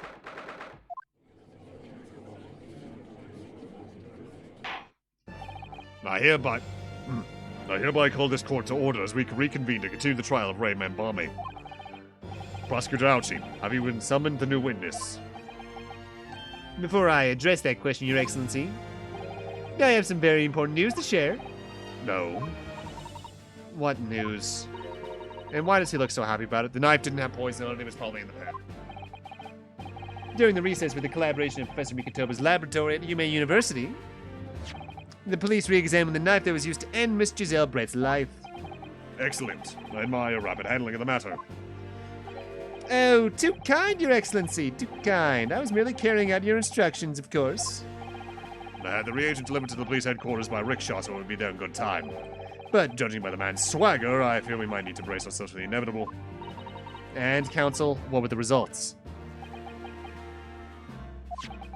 This dagger, which was used so cruelly to end the life of the victim, has no trace of the poison anywhere along its blade. What? Are you sure about that? I would stake the reputation of the police on it. Armed with the reagent, the test is extremely simple. They couldn't have made a mistake. In short, the accused's feeble excuse earlier.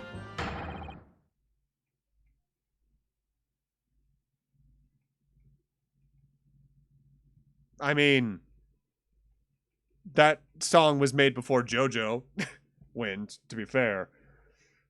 Because a lot of JoJo things are music references. Because I think Roundabout came out in, I want to say this, late 60s? Early 70s? Accidentally bumps keyboard mute stream. Rude. I mean, yeah. Why the hell would you mute me? After all, I'm such an incredibly intelligent individual.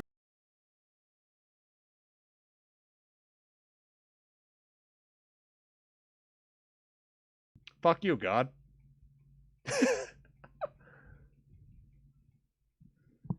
Has been utterly destroyed.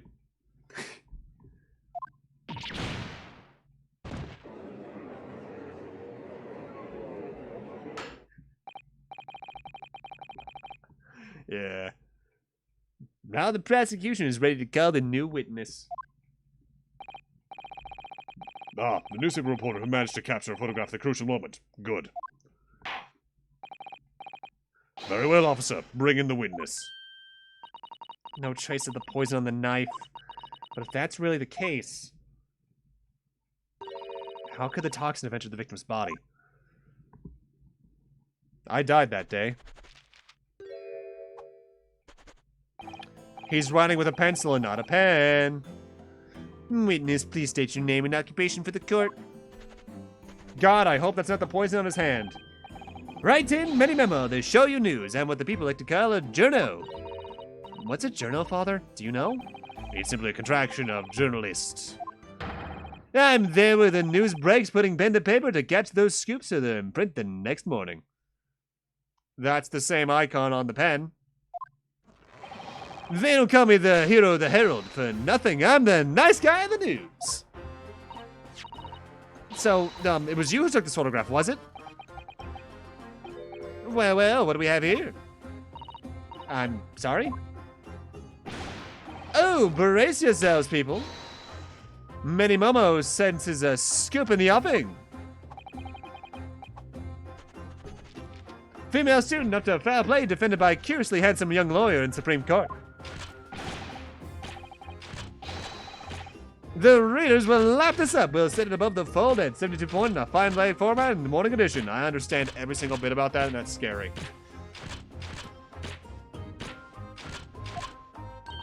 Huh? Right then, let's start with your name. Oh, it's Ryutaro Naruhodo. Next, what made you want to become a lawyer? I wanted to reform our country's legal system, I suppose. Ryutaro had something to become very ambitious, I see. I just bored Cosmo-sama's dream for a while. By the way, my name is Taketsuchi Auchi. That's Taketsuchi Auchi.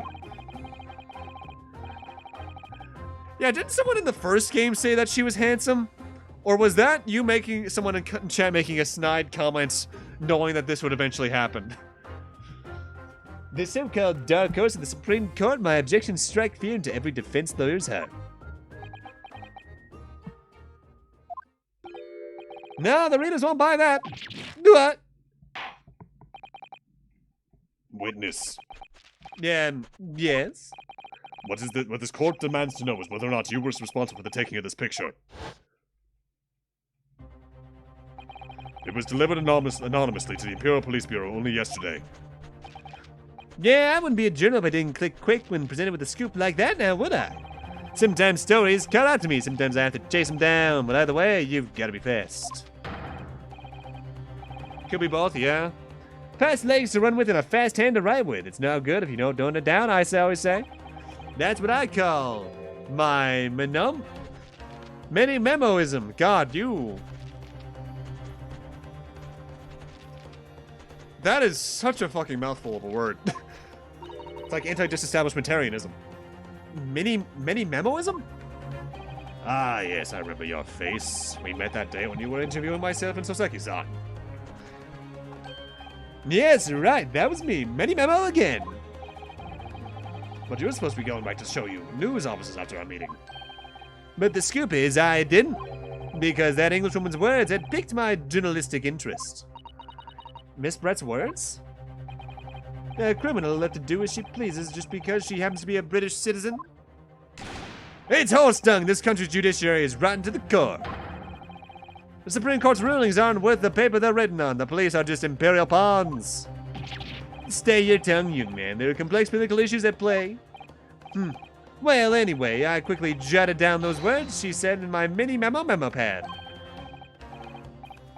Are you ready? I'll read it out. It's all here. Right, here goes. I should like to go with everyone to see our country's coast. A serious criminal going on some junket. The people need to know about this. That's why I decided to sneak after them. To get the woman's story so I could hammer her in the press. Also, if I recall correctly, the dipping of the pencil into the tongue thing, that's more so a thing with pens. To like moisturize the top so that, or the tip so that you can get the ink to flow better, right? And you're not using a pen. Do you mean to say that you did indeed witness it firsthand? The grim scene portrayed in this photograph. Oh, yes, I saw with my own journey eyes. So start to finish through the viewfinder of my trusty camera. Thank you, Menimemo-san. You'll now give a formal testimony before the court. You will state exactly what it is you witnessed on the events surrounding Miss Brett's death.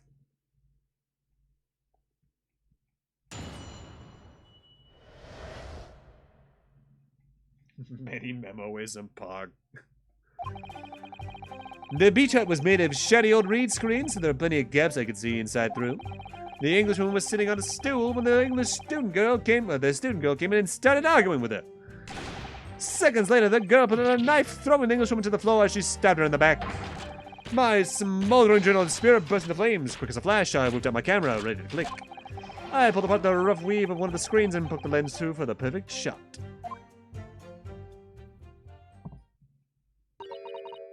Reed screens, you say? Right, you can see them clearly enough in that great shot I snapped. The hut walls were just screens made of closely woven reeds. Yes, it allows the breeze to pass through and bring some relief from the summer heat. And it was a breeze for me to poke my camera through and see the whole thing hotting up. Ignoring the time being the appalling invasion of privacy involved. Did you witness everything that happened from the moment the defendant entered the hut? Oh, yes, I saw it. I saw the whole thing from start to finish. And you say that you took the photograph through a gap in one of the screens.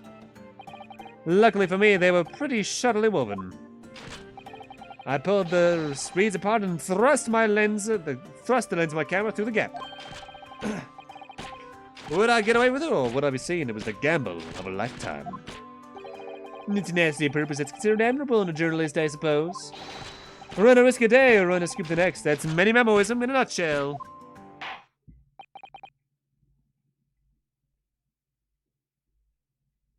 What the flock? I'm not even gonna think about how I pronounce that. At last, it would appear we have a genuine witness to this wicked crime. The evidence and the testimony are extremely compelling. I believe we may be close to a verdict. No. Wonderful news, Your Excellency. Wonderful. Nevertheless, it cannot be denied. Now, this testimony begs one very large question. What question? Exclusive news, a startling photograph. All the makings of an exceptional story for the reporter. Why then was the story never published? Oh, that's right.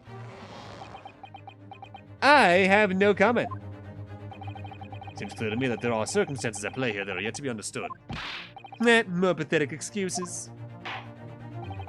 Very well then, counsel. Proceed with your cross-examination. Yes, Your Excellency.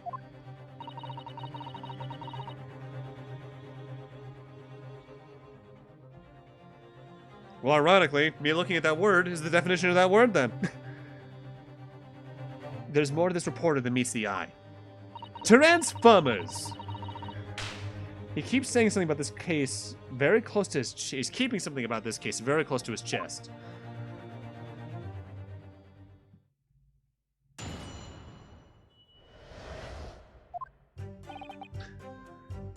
Alright. We already know, basically, from Ray herself that this isn't how this scene unfolded. Do you swear before this court that you actually saw the precise moment when the stabbing took place? Ha! The precise moment? I didn't say just that. I saw the whole hellish scene play out from start to finish. I have your simple plan at the beach hut. Perhaps you could use it to explain to the court exactly what you witnessed. Yes! Right you are. It's all here in my memo pad.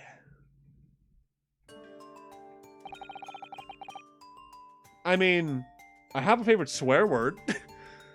Because I say shit a lot just in everyday talking. Like, what the shit, holy shit, goddamn shit, fuck, ah. When I first peered into the hut, I'm not sure that with the Englishwoman was on this stool in the back of the hut here. Yes, the accused's own testimony confirmed that.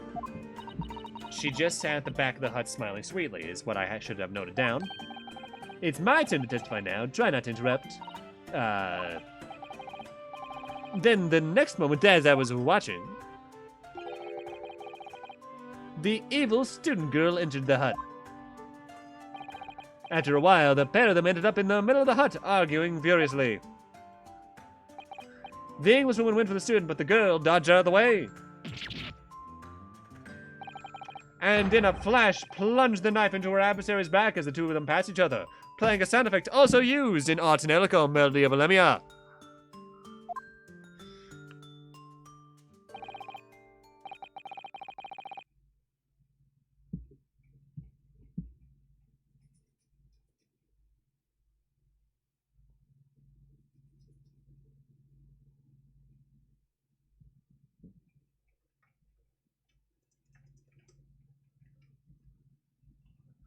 What you describe is a grim crime indeed. Never sugarcoat the truth. That's what many memoism says. By the way, Many Memo-san, whilst you were watching that terrible scene unfold before your eyes through that gap in the screen, did it not occur to you to try to prevent the tragedy rather than capture it on film? Journos have to be observers. We can't get involved. That's a raison d'etre. Raison d'etre? I can never remember how to pronounce the second half of this. So you didn't converse with Miss Brett at all? Obviously not. An observer always remains on the outside looking in. And that's something to be proud of, is it? Your Excellency, if I may. Yes, Professor. I think the witness's last expertly phrased statement should perhaps be added to his formal testimony. Father, what are you... I'll grant the defense's request. Many Memo-san, you will supplement your formal testimony with the aforementioned statement. Well, nihilism is the foundation of many memoism, but I'll gladly prove that my words aren't meaningless. You don't strike me as a nihilist. I never once set foot in the hut nor spoke with the Englishwoman. I was only there as an observer. Well, that's bullshit because I know for a fact this is probably your pen.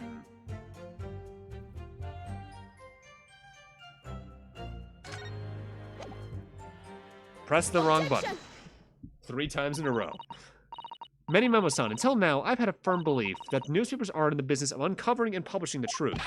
You're spot on there. The press don't lie, which is why I'm proud to wear the emblem of the Show You News on my arm. In a way, that's more many minimalism. Sadly, though, it seems the journalists who write for those papers don't always share the same passion for the truth. What are you suggesting with those recriminatory words, Counsel? Many Memo-san, do you recognize this fountain pen? Ah! This pen was found at the scene of Miss Brett's death. In fact, the murdered victim was gripping it in her hand as she died. What are you... If you look at the barrel of the pen, you'll notice the owner's initials are engraved there. R.M. Yes, thank you for bringing that up, Counsel. The initials of the accused, Ray Membami.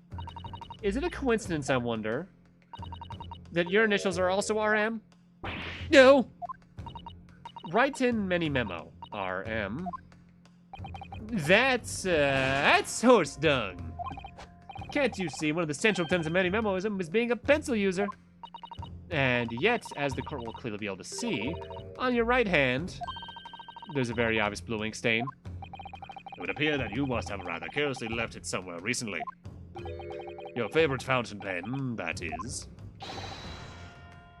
Horsey horse dung! Many Memo-san, is it not the case that before she died, you met with Miss Giselle Brett in that beach hut? Attention! Why should we listen to this absurd nonsense? It's nothing but another excuse. Exactly. Show You News will stand behind me all the way. I deny everything. There must be as many people with the initials RM as there are stars in the night sky. Not many that have that emblem, though. The defense has neither the time nor the inclination to count every star in the sky. And there's no need anyway, because this pen has more to tell. Yes, there is another clue. A clue that undeniably proves who its owner really is. In that case, Counsel, the defense will now show the court where this alleged clue lies. Of course, Your Excellency. The clue in this fountain pen that clearly reveals its owner's identity is...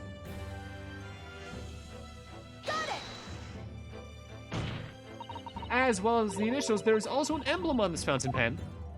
An emblem that you'll, of course, recognize, Memo-san. Goodness me, it's the emblem on the Shoyu News.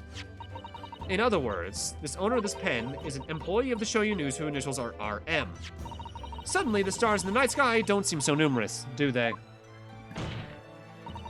Well, Memo-san, how do you respond? Yeah. No!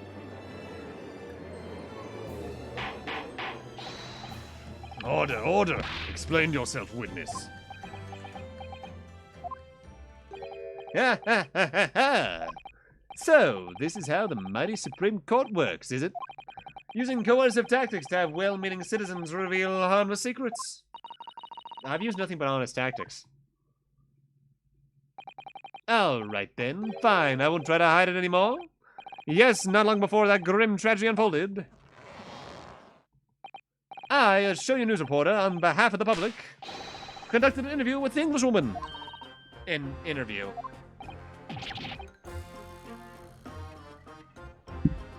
You never mentioned this before. What exactly was this? As I said, it was before that evil little student girl showed up in the face in the hut. It couldn't have lasted more than 2 to 3 minutes, that's all. It was just a brief exchange. But it came to nothing, as we many memoists say, the people don't pay their dues for unworthy news. However insignificant you deem it to be, this court cannot overlook the meeting between yourself and the victim. You will testify now under oath about the precise nature of this meeting and what transpired. Got it? Yes, alright. But on one condition. Condition? In all good conscience, I couldn't speak alone about this. You need to call back the early witness, Soseki Natsume-san. Soseki-san?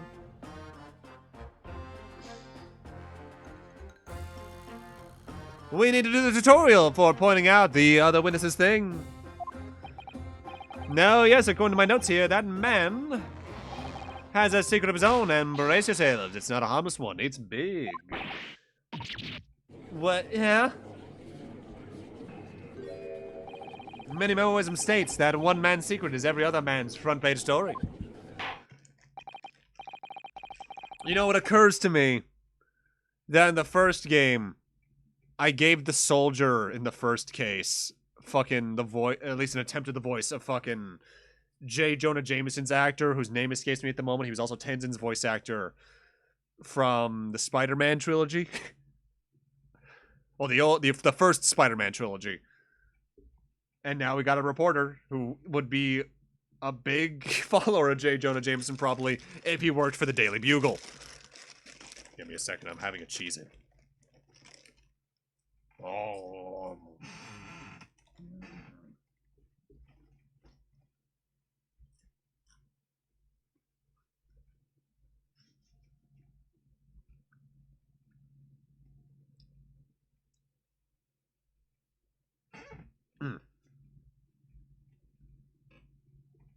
Speaking of Jesus, that reminds me. J.K. Simmons, thank you. That's the name.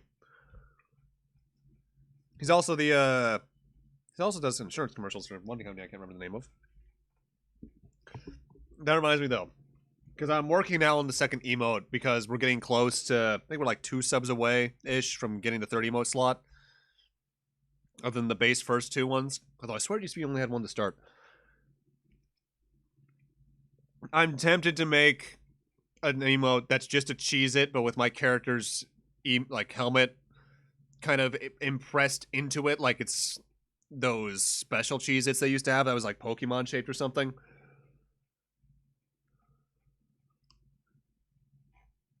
Just later down the line, because that seems like the stupid kind of in-joke I appreciate. Very well. I'll grant the witness's request in this instance.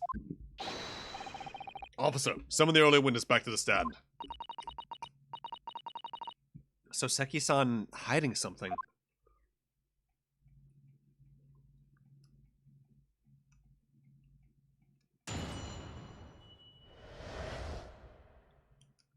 I really don't want to be here. I asked the Englishwoman for an interview, but she declined, so I left the hut without making a fuss. Then, watching secretly from outside, I saw the woman being stabbed and the other witness running. The detective realized the victim had still had a pulse, so he ran off to fetch help. That's when this writer man here asked the woman for a very significant question. But he didn't say anything about that in his testimony, which is why many members of him defense, I realize it now. Farmer's insurance, that's it.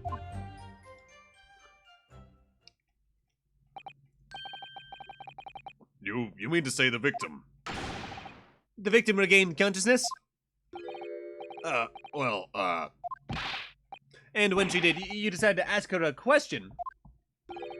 That's, true, yes. He did, and that's not all. The woman gave him a very definite answer.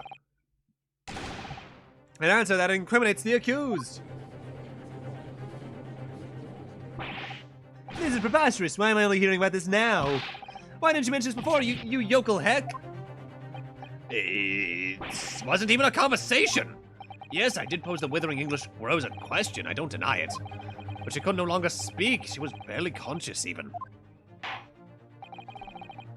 Counsel for the defense, I expect a thorough cross-examination to be conducted here. This court must and will know the truth. Absolutely, Your Excellency.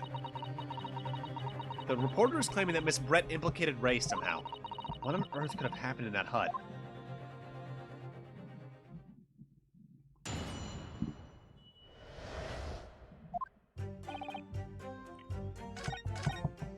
Alright. What was the question? And what was the answer? Hold it! What question? What exactly did he say? Well, now, you should hear that from the horse's mouth, I think. Don't you, Mr. Riderman? Ugh! Out with it, you yokel hack. What did you say to her? What did you say to the dying Englishwoman?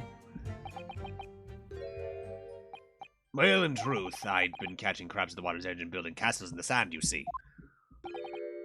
Well, the seaside is a place to be at leisure, I suppose, but even for a grown man. But then all of a sudden, from that little beach hut, a young girl's panic-stricken cries have pierced the air. Ray. I ran up to the beach to see what was happening. To find the defendant leaning over the collapsed victim. As soon as Inspector Hosonaga saw Miss Brett on the ground, he sprinted off to get help. And then, just a moment later, I heard a faint moan. A moan from the dead Englishwoman. I nearly jumped out of my skin. But what did you ask her, Soseki-san? I asked her, who did this to you? Don't protract this any longer. How did the woman respond? She didn't. She said nothing in response. But when in the stand, you will answer the questions and asked of you unambiguously. Now, without evasion or reticence, I demand that you amend your testimony. I will!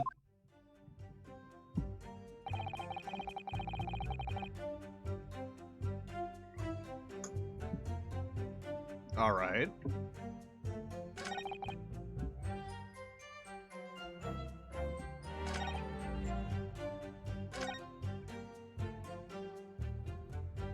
Well, I'm glad I checked the second statement.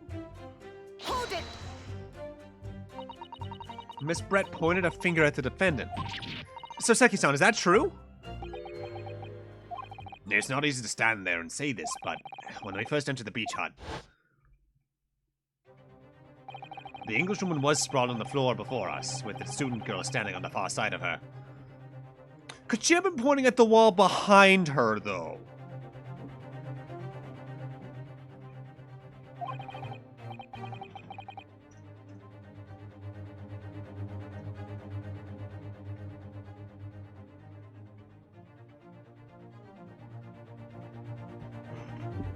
And when I asked, who did this to you? The Englishwoman summoned her last ounce of strength and pointed a trembling finger at the back of the hut. Which was, it can't be denied, in the direction of the student girl who stands here accused today. No. Soseki-san, why on earth did you neglect to mention this in your original testimony? But fiddlesticks, I say!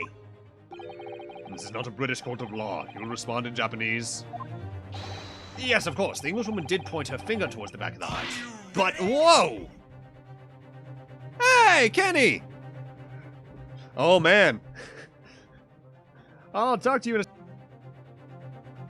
I muted myself too early. For now, it's time to hit the alarms.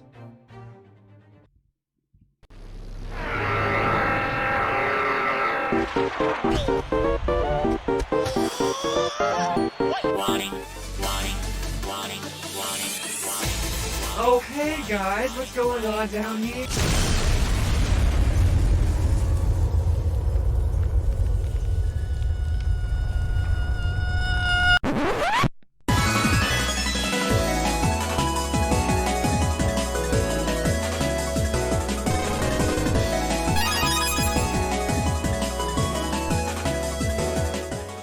I hope your stream went well, man. How are you doing tonight? Alex, welcome. Anyone else who came from that raid, welcome. You know me, probably, if you're from Kenny's side of things. I forget, what were you playing tonight? Was it SAR or was it Spelunky?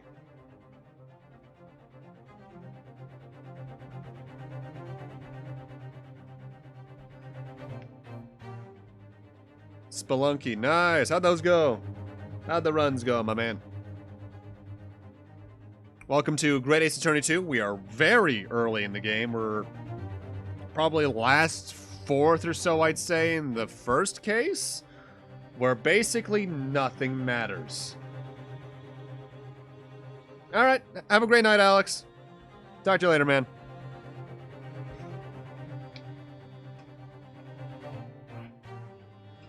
Just got to case 5. Oh, have fun with that. I'm gonna want your reactions when you're done.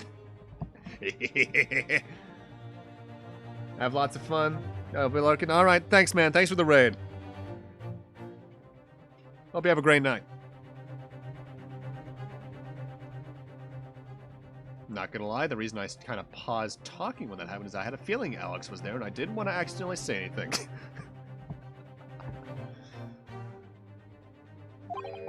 Yes, of course, the Englishwoman did point her finger to the back of the hut, but I was trembling, and she was trembling, and everything was a blur.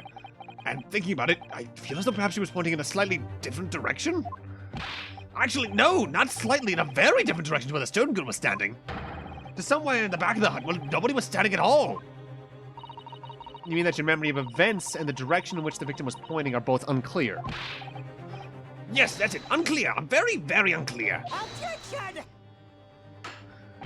Your Excellency, sure this proves the matter beyond all reasonable doubt? Yes, the woman may barely have been conscious, and yes, perhaps her finger wavered slightly.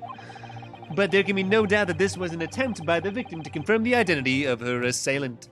Why? Because, as the court can see, there was no one other than the accused in the direction the victim was pointing. I should note, sometimes to help get into the voice, I do little flourishes IRL.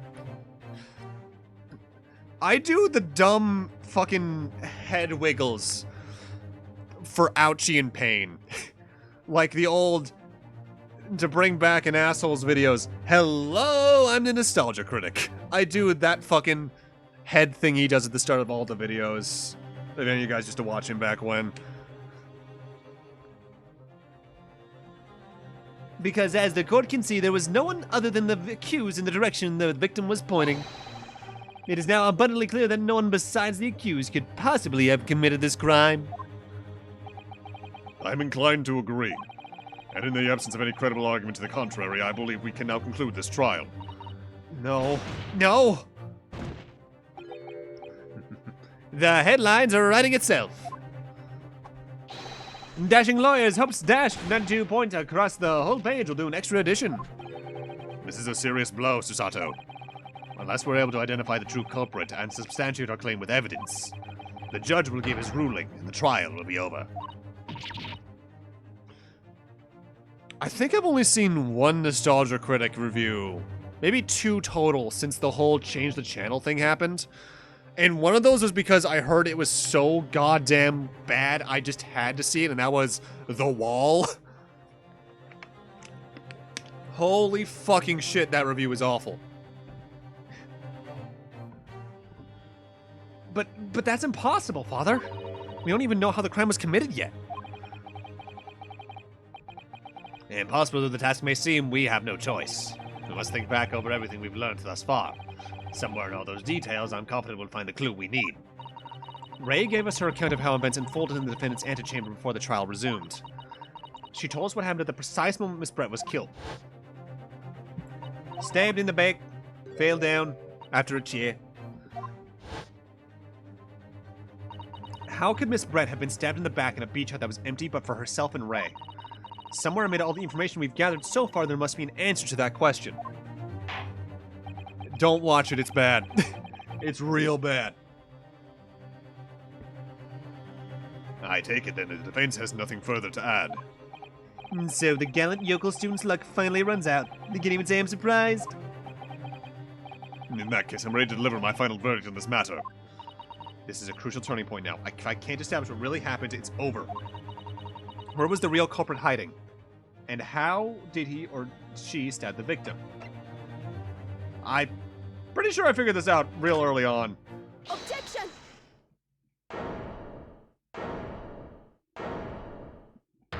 He made a guest appearance in a fucking video game? Oh boy. Your Excellency, I respectfully asked you to postpone your education for the time being. Oh, to what end, counsel? The defense would like to present the court with an alternative theory. An alternative theory that can explain who the victim was actually trying to implicate with her dying gesture. Objection! An alternative theory. None exists. Objection! There was someone else present at the scene who could have committed this crime. What? And the victim, Miss Brett, tried to reveal who it was of those around her at the time by mustering all her remaining strength and pointing a trembling finger in the killer's direction. This is fiction. Fantasy. Streets of Rage style. Beat 'em up? He was in a fucking beat 'em up? I can't think of one. Very well. As you seem so sure of yourself, counsel, I'm prepared to hear your alternative theory. So, young Ryotaro Naruhodo, Yes, Your Excellency. you'll present your latest theory to the court by means of this plan. At the moment the victim was stabbed, where exactly are you proposing the culprit was concealed? Boop, boop, boop, boop, boop, boop. Naruhodo-san would never give up. And I'm a Naruhodo now. The true culprit who fatally stabbed Miss Brett was concealed at this location here. Are you mad, counsel? If you're suggesting the culprit was outside the hut? Yeah, what? Order, order, order! But student lawyer Naruhodo-san, Esquire, that makes no sense at all. You've just pointed out the exact spot where I was hiding to get my scoop snap.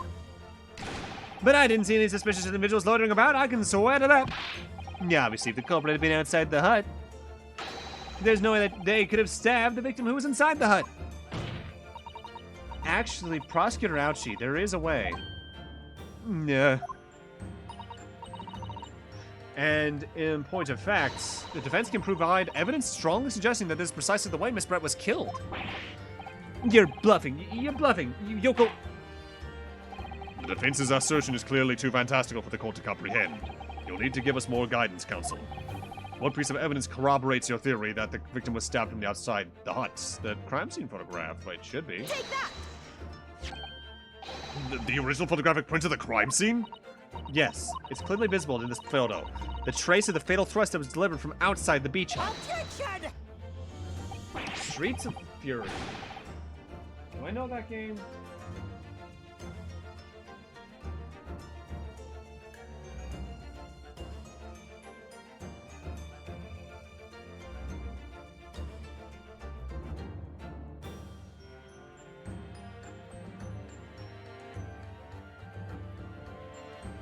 Oh wow, this is the last you heard about him. That was a while ago then, because that Steam release came out in fucking 2015. Oh, no wonder he's in it. It was a fucking Xbox indie game that came out in 2009.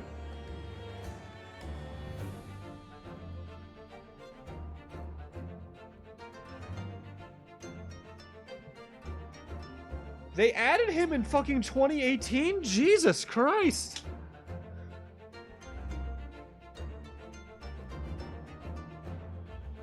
That is super late DLC, a decade later. What the fuck?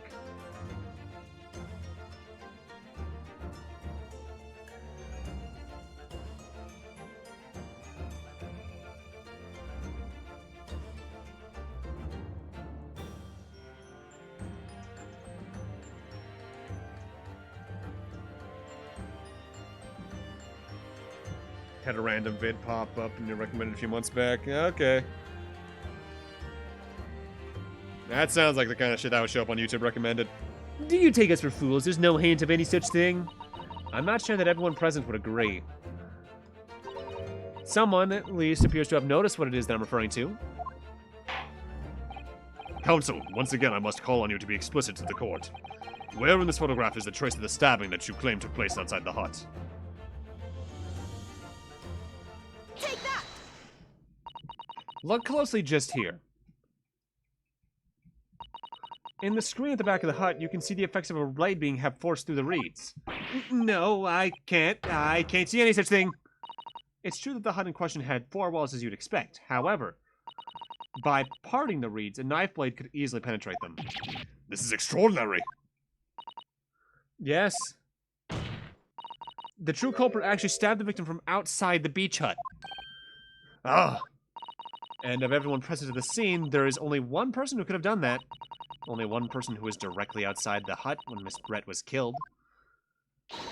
Right in, Many Memo-san. It could have only been you. Yeah.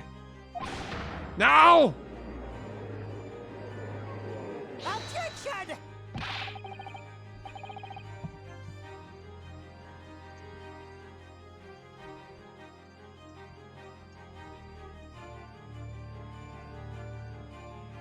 Combo video with fucking Strive soundtrack? Really? This preposterous idea leaves me almost speechless. Just look at the photograph again. The victim lies almost exactly in the center of the beach hut, does she not? Now we do assume, as part of this farcical scenario, that the assailant was a knife thrower. Objection! No, of course not. We're not. If you recall the testimony from the defendant about the events before the victim's death, she was sitting on the chair. Stool? Have another look at the photograph. The slit in the reed screen would align perfectly with the back of a person who was sitting on that stool. my word. So, in fact, the victim was... Killed whilst sitting on that stool by a stab wound to her back delivered through the reed screen. Yeah. Having been attacked, Miss Brett rose to her feet instinctively. But then, unable to speak, she collapsed on the floor in the middle of the hut. Before the defendant and Mambani-san's appalled eyes. And that, Your Excellency, is the truth of what happened in the beach in that day.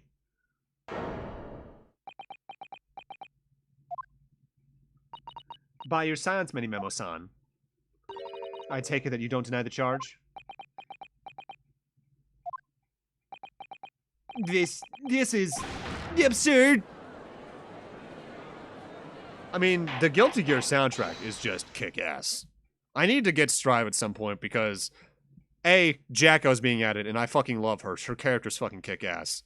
Barring the obvious positives, I think her lore with Soul is really cool. And also, Potemkin's just kick-ass. That will do. It would appear we have a tacit admission of guilt from the witness. Accordingly, this court has successfully established the truth of this matter. Which means that the defendant, Mambani-san, is innocent of this crime. Oh, thank goodness. I finally made him cave. I must say, I've never been more proud. No, this can't be. The Ouchie clan can't. But my growth of hope, it wasn't all an apparition. I can't accept this. I won't. I see no reason for the continuance of this trial. I will therefore move to conclude proceedings by delivering my final verdict and... I'm not going down without a goddamn fight.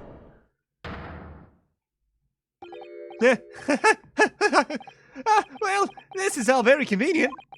This is how the highest court in our mighty empire delivers justice, is it? Suppressing well-meaning citizens' freedom to speak and branding them as criminals. I don't think Japan has freedom of speech in the same way America does. At least legally. Do they? Actually, now I'm curious.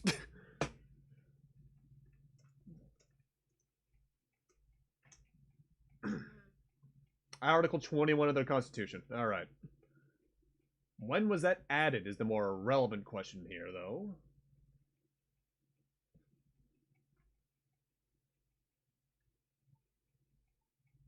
Japanese Constitution.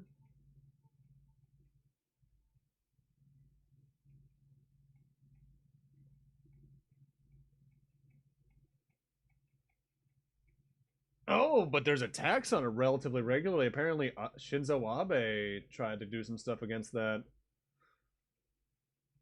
Huh.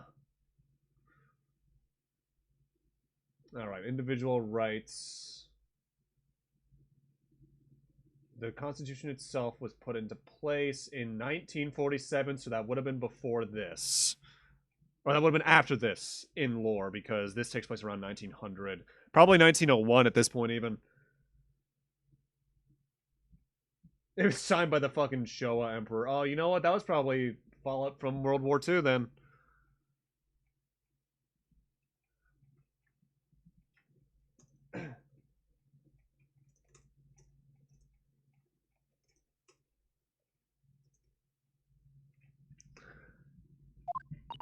But we've established that the victim was stabbed from outside the hut through the reed wall screens. And no one but you was in place at the time to have his hand on the hilt of the blade.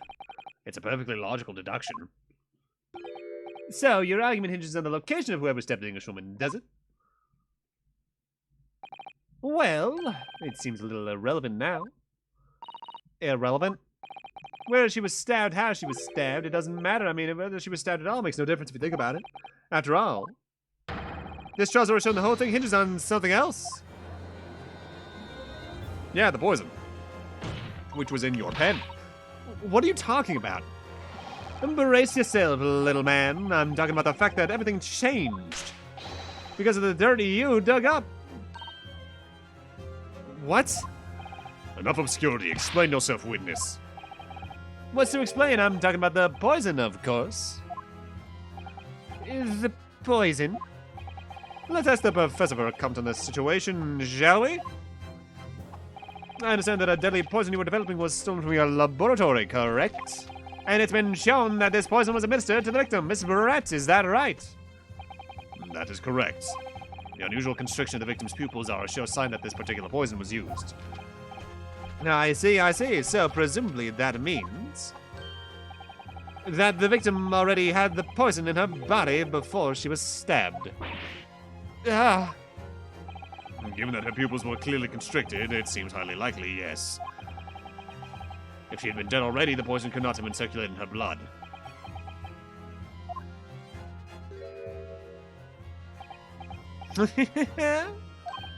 Yeah, how refreshing to hear the argument of a metropolitan mind. Precisely, matters not a jot who stabbed whom and who's back with whose blade. Because, quite simply, the Englishwoman's life was taken not by the knife, but by the poison. Objection! But that can be explained by the poison being on the blade, as I are... Susato, honey. Objection! Forgotten already, have we, yokel? During these very proceedings, the laboratory of the professor at your side insisting on proving that the blade of the weapon used to attack the victim had no trace of the poison on it whatsoever. So let me get this down. The facts as skillfully established by the defense in this trial turn out to be a headline-making red herring. Is that about right? Well... I'm genuinely curious if there's another case we play as Susato like this, because I can see the game moving forward just being in Britain with Ryunosuke again. But I really like this dynamic too. Order, order, order. But where does this leave us? How, in that case, did the poison enter the victim's body? There is an undeniably obvious answer to that. The lady most likely imbibed it. You mean she drank it? Have another look at the photograph here. As you can see, a bottle of carbonated water and a glass had been knocked into the sandy floor of the beach hut. The poison could have been slipped into either. So somebody made Miss Brett drink it. Well, what do you know? Look at those dashing eyes. This will make for a great front page shot. Oh, what a bewitching stare. After all, I'm the last person you should be looking at. It would make no sense at all that I poisoned the woman, would I? I mean, it's been established already. Hold it! Established? What are you talking about? Don't tell me you've forgotten. That's a little hard to believe given the person who established it. Was he you? Me? What on earth does he mean? Oh, let me capture those white eyes. Prime breast fodder this is. It would seem this trial is not destined to end yet after all. I hereby call upon the witness to give further testimony. That's great, that is. Let me get a shot of that magnificent beard, Your Excellency. You claim it to be impossible that you were the one responsible for administering the poison to the victim. You explain to the court in your testimony the basis upon which you make such a claim.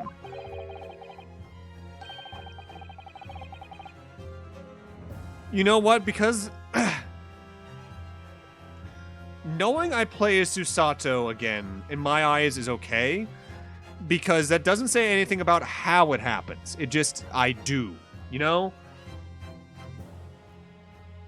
It's like saying how... If I had asked in Dual Destinies, do I play as Athena again? Would I have liked to in that game? No, because Case 4 sucked. But knowing that I play as them doesn't indicate what's happening around them. You know what I mean? I'm a journal and I'm a man. I've never tried to run or hide from anything in my life. And I'm not about to start now because that's many memoism. For a brief moment, I thought I'd illuminated the truth, but it slipped right back into obscurity again. Just where's this trial going to take us? Yeah, go ahead and tell me if we do. Oh, yes, I stabbed the Englishwoman, and that very fact proves I'm innocent. Because why would I have bothered to stab the woman if I had already poisoned her? When I had heard the student girl and that pompous English murderer arguing, it got my goat. If the courts weren't going to punish Brett for what she did, someone else would have to see justice done. Damn it, that's unfortunate, but I understand why, I guess. Because I'm assuming moving forward, the entire plot's gonna be focused on shit happening back in Britain. Whatever the fuck they were foreshadowing Cosmo's true purpose was that we're now gonna have to fucking fulfill. Whatever that fucking cliffhanger was in the last one. Susato's here more or less just to be the stand-in for 1-1 and a bunch of mirroring stuff.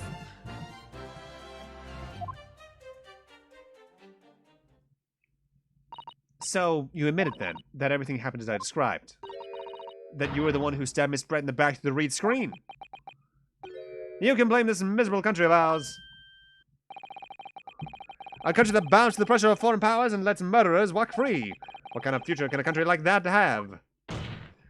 That's why I did it. I did what our pathetic leaders didn't have the guts to do.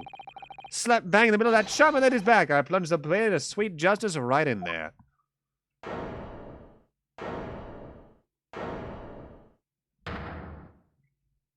As someone who spends his life seeing that the truth is told, I feel really, really awful about giving false information in my testimony before. But as it turns out, there was somebody else who had it in for the victim and got her to her before me. That's right, you guessed it. That pretty little student girl. Now there's a woman after my own heart. You're implicating Ray again. She's the one who gave the poison to the Englishwoman and ended her pitiful existence. And suddenly, snap, this journal here is off the hook. The argument is sound, certainly. If the witness had administered the poison himself, he need only have waited for it to take effect. Subsequently stabbing the victim in the back would have been entirely nonsensical. And therefore, this reporter had nothing to do with the poisoning. Yes, it's all quite logical. Honestly, I would love this. For them to have done a second one like this. You know what? That would have made for a good DLC case. But I'm assuming, A, because... When was Greatest Attorney 2 released? Depending on the release date, we know DLC on the 3DS was possible. 2017. So, they could have done... Actually, does that make this... Yeah, this would have come out after Dual Destinies in that... No, fucking Spirit of Justice in that case, then. Huh. At least I think so. Yeah, because that was like 2015-16. They could have done DLC, but I'm assuming because of the more tied-together plot line that these two games have, they didn't want to? That's right, it is. Logical and true. I'm glad you've all seen the light. Justice at last. This is unbelievable. And after I had made so much progress in proving his guilt, is he gonna get away with it now?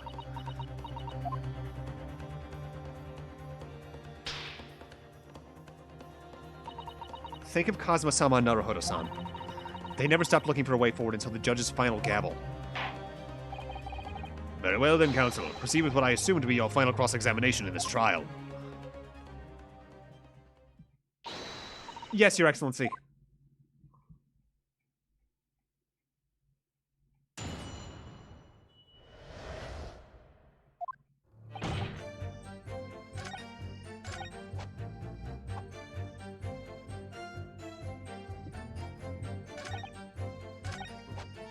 Why did it piss you off? What exactly were they arguing about?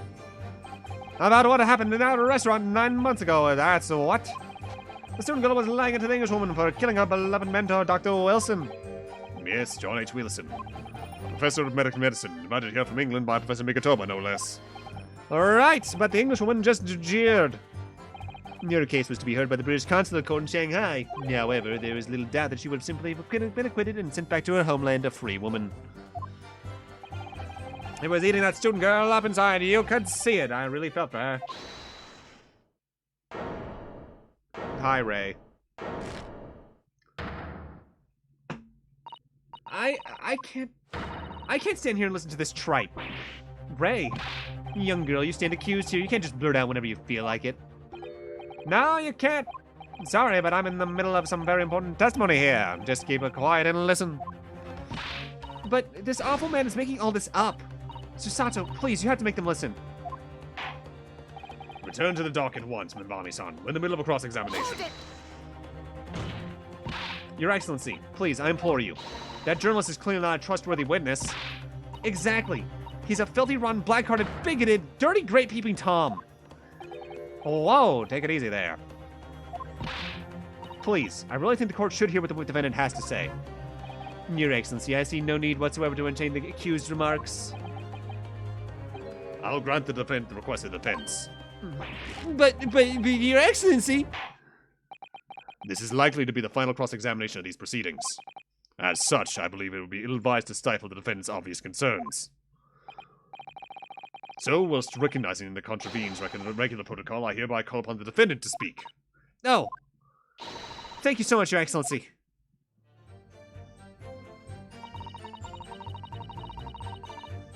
It was nothing to do with Dr. Wilson. We were discussing the stolen poison. So how did he know about Dr. Wilson in that case, then? Hold it! The stolen poison that killed the victim, you mean? I suspected her of being the one to steal it. I mean, just think about how she killed Dr. Wilson. That's true. Additionally, Miss Brett certainly had knowledge of a new poison. But surely it would be no easy task to steal a highly secret toxin being developed for the government. Indeed. Our visitors to the laboratory are thoroughly searched when they leave. Even if a thief managed to avoid being seen by myself or a colleague, getting to the poison out would be very difficult. Unless you hid it in a pen. That's true. I pestered Professor Mikitoba until he agreed to show me the poison when I visited his laboratory. But as I left, I was searched from top to tail. Miss Brett rather bluntly revealed the existence of the toxin we've been developing, you see. And since Soseki-san expressed such an interest in it, I felt unable to refuse. Obviously, I gave nothing away other than the fact that it was an extremely potent substance. I'm very ashamed of myself. It's just that I've had a singular terrible experience with a deadly poison. I wanted to look my old enemy in the eye. Surely you can understand that. To find out if my suspicions were true, I confronted Miss Brett about the poison. I told her that if there were to be an incident involving it somehow, it wouldn't just be the university. The military would be dragged into it, the whole government even. It'd be a complete disaster. And how did Miss Brett respond to your concerns? She just curled those beautiful lips of hers and said she didn't know the first thing about it. In English, actually. Ah, yes, many memo-san. One small question if you don't mind. I do mind, can't you see I'm busy? Clearly you were outside the beach hut listening in whilst the defendant and Miss Brett were conversing. Presumably then, it was you who wrote this article about what you'd heard. Exclusive! Deadly poison stolen from Yume Medical Research Lab. The story was published in this morning's edition of the Shoyu News. The details are too accurate for it to have been written by anyone else. Sorry, don't know what you're talking about. Yeah, look at this. This entire article is almost what I said to Miss Brett, word for word. Well, Mini Memo-san, as a journo and as a citizen of a free country, It's an empire. You don't live in America. And even then, jury's on whether or not America was free at this point, because it's arguably still not now in a lot of regards. I don't have to reveal the names of my sources. That's a founding principle of Mini Memoism.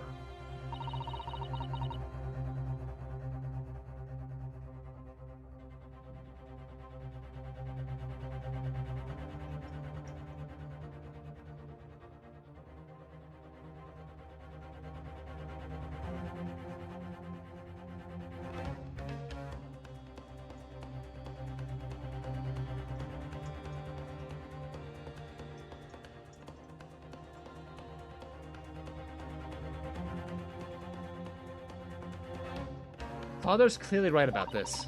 The reporter did write that article, and he based it on what he overheard from outside the hut.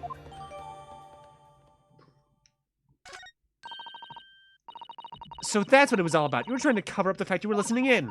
That's why you came up with that stinking story about me arguing with her. Hey, shut up. My stories never stink. Look, whatever you say, little girl, it doesn't alter the facts. Your Excellency, there's something I want to say, and I want to go on record. Very well. You may amend your formal testimony. The point is, if you poison someone, there'd be no reason to then go and stab the person as well.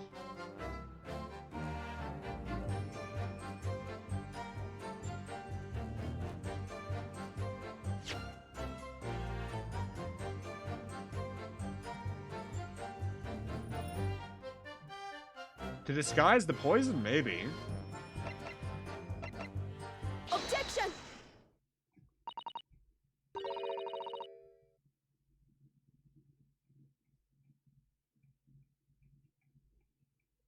What Soseki said.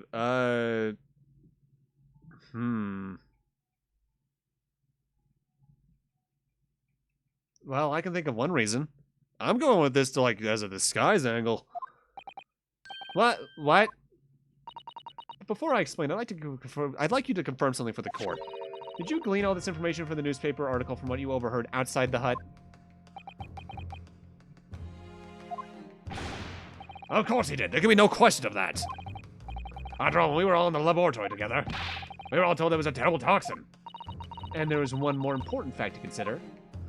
According to the witness, Membani-san's verbal attack against the victim began as soon as she entered the hut. In other words, it would have been impossible for her to have slipped the poison into Miss Brett's drink. What, them meeting? Yeah, I guess them meeting would have been the best point for him to do that. Where are you going with this, counsel? Memo-san has made it quite clear that he observed every single thing that happened in the beach hut. If the defendant had somehow found an opportunity, this man would have seen it.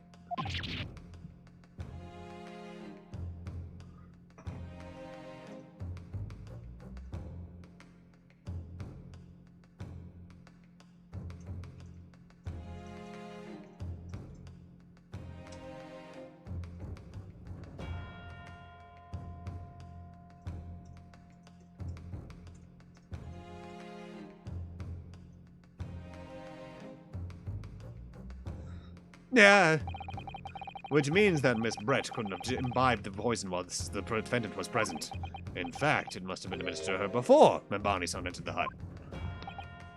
Yes, Articulately put? That is a fucking out there old-fashioned word, I feel. When I walked into the hut, I immediately started to press Miss Brett about the poison. At which point, Memo-san overheard some worrying information. Worrying information? What worrying information?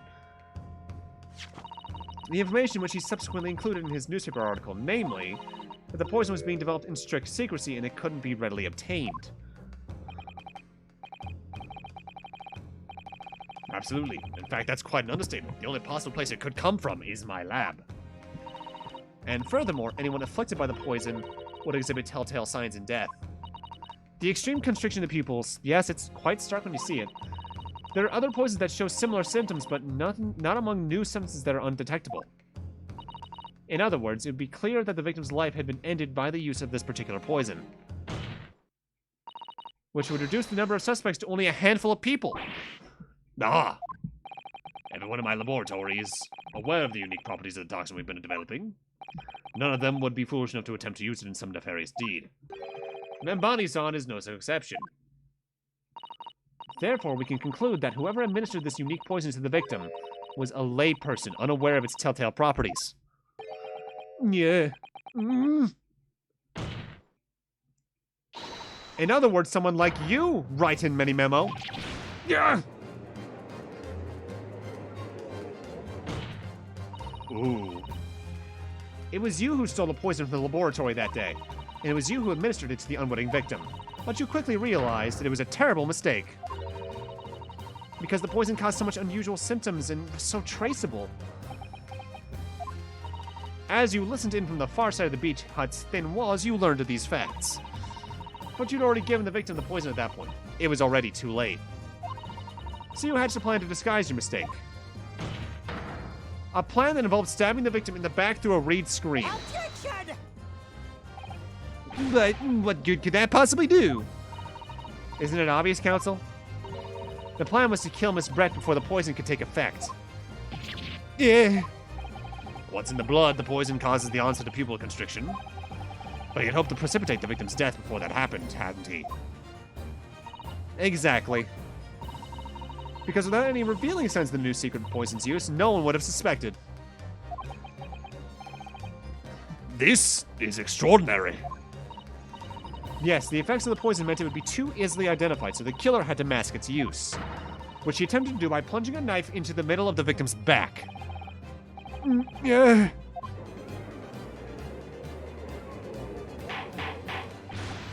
Order! Order! Order! The argument presented is sound. The court is satisfied with that its warrant consideration. Does the prosecution have a counter-argument it wishes to put forward? Well, there are a number of... yes, I count it completely. Objection! The prosecution's evasive response clearly shows that in much the same way he nurtures the remnants of his top knot, he's clinging to his last hope. Lost hope? God damn!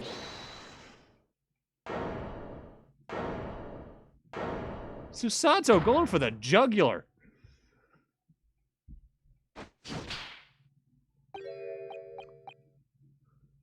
You pathetic, useless, fallen samurai!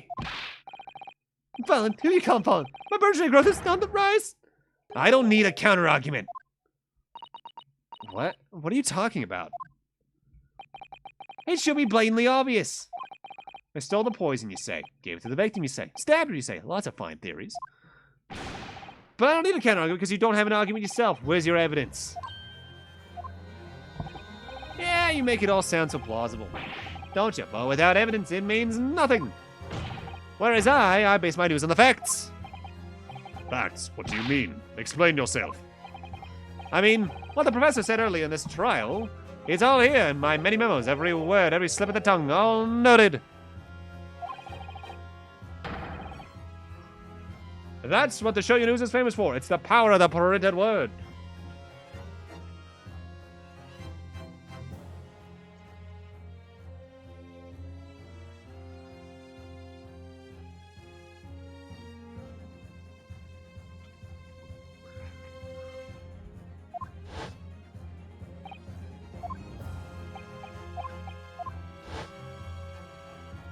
How's that then? Blown the story all wide open. If there's search, you could just hide it in the pen.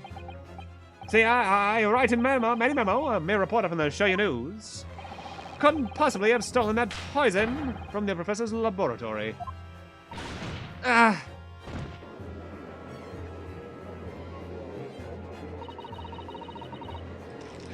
can't be any question of it.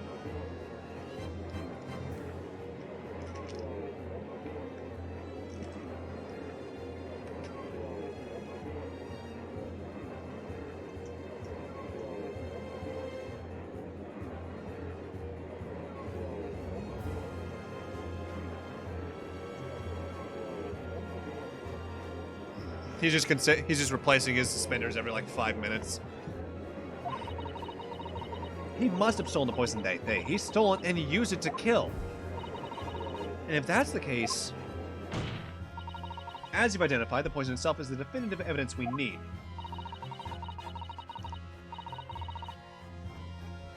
Because whoever stole it from the lab that day is the true culprit here. What's your point, you annoyingly handsome country bumpkin?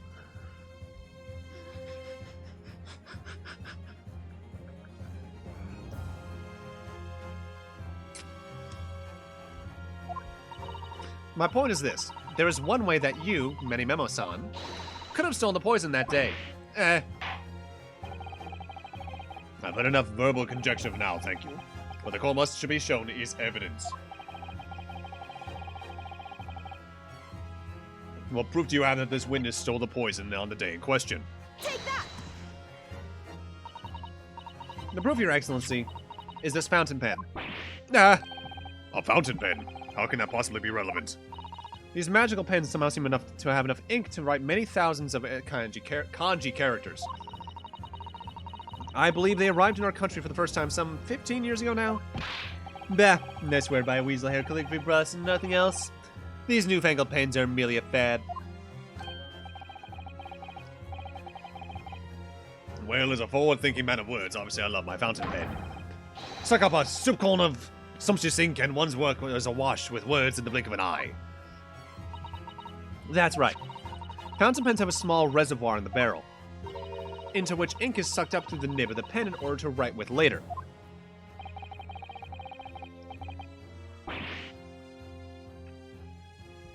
What is all this talk of sucking up ink? And just as it's possible to suck up ink into the reservoir, it's also possible to eject it through the nib again, of course. My word, can this really be? Well, Many Memo-san. When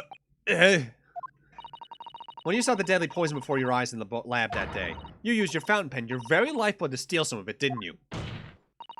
By siphoning the poison up through the nib and into the pen's reservoir. Objection!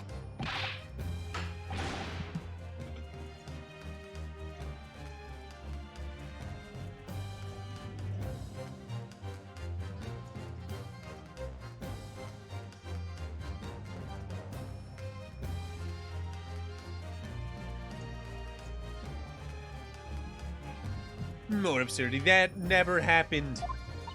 True, we've heard that there were procedures in place to prevent thefts like this from the lab.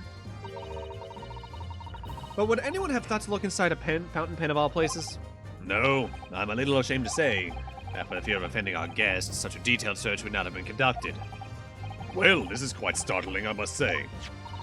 I remind the court that this pen was found in the clutches of the victim when she died. In other words, it was dropped to the scene by Many Memo-san. So the crucial question is, when exactly was the pen dropped? Are you suggesting? The natural conclusion is that in your haste to act whilst the victim was distracted for a moment, you dropped the pen after you emptied the poison from it into her glass. Objection! There could be any number of alternative explanations. For example, the witness could have been using his pen to write down details of his conversation with the victim. And when shocked by one of her outrageous answers, the pen fell from his quivering hand? Objection! No, that can't be. If it was, how do you explain why the pen was devoid of ink? What? As you can see from yourself, you examined the evidence, it would appear to be no ink present in the reservoir. What newspaper reporter goes to interview someone with nothing in his pen? No, the pen was dropped after the poison that filled its reservoir had been emptied into the victim's glass.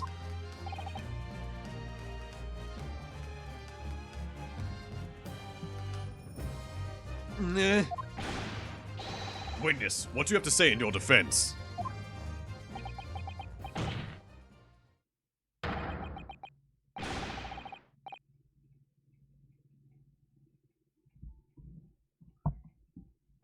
So this is how a modern justice system works, is it?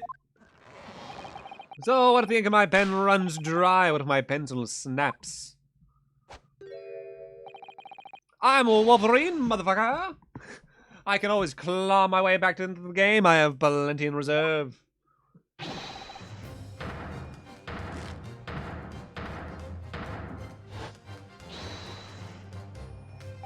You claim I sucked the poison into my pen. That's a wild speculation, nothing more. You thought you could bring down a fine, upstanding citizen with a trick like that? Think again.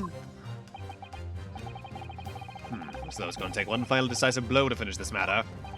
As I see it, the situation is now very simple. It rests upon whether or not this witness did indeed steal the poison on the day in question. And therefore, it all depends on whether or not the defense can prove that he did with evidence. No such evidence could possibly exist. Objection! Many Memo-san, this is how our modern justice system works. What? In the courtroom, evidence is everything. Something you would do well to remember. Because we are well past the point of speculation at this stage, I assure you. Very well then, I call upon the defense to present the aforementioned evidence. This is it then. This will be the final piece of the puzzle. The defense can prove by means of this item that it was the witness's pen that was used to steal the poison. The chemical reagent. Take that!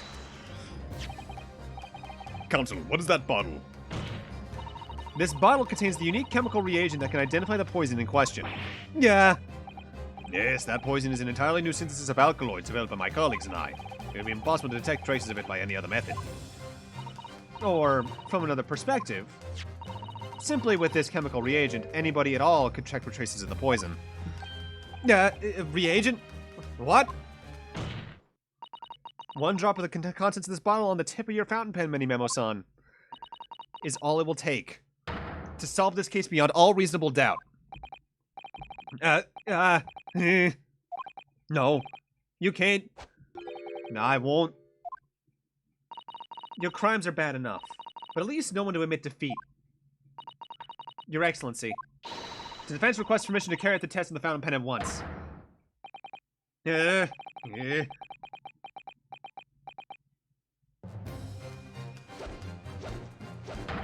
This isn't my fault. The Empire drove me to do this, trying to hold up its head as a civilized nation, but finally attacked every foreign power's whim. I took up arms and fought with the mighty pen. I fought tirelessly in the battlefield. All in the name of justice and righteousness. Susato, with me. I'm there.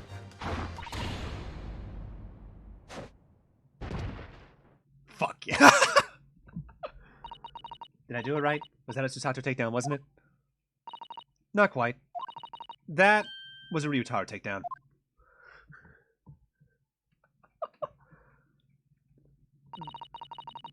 Here's the first drop of the reagent touched the nib of the fountain pen. It was clear to everyone present.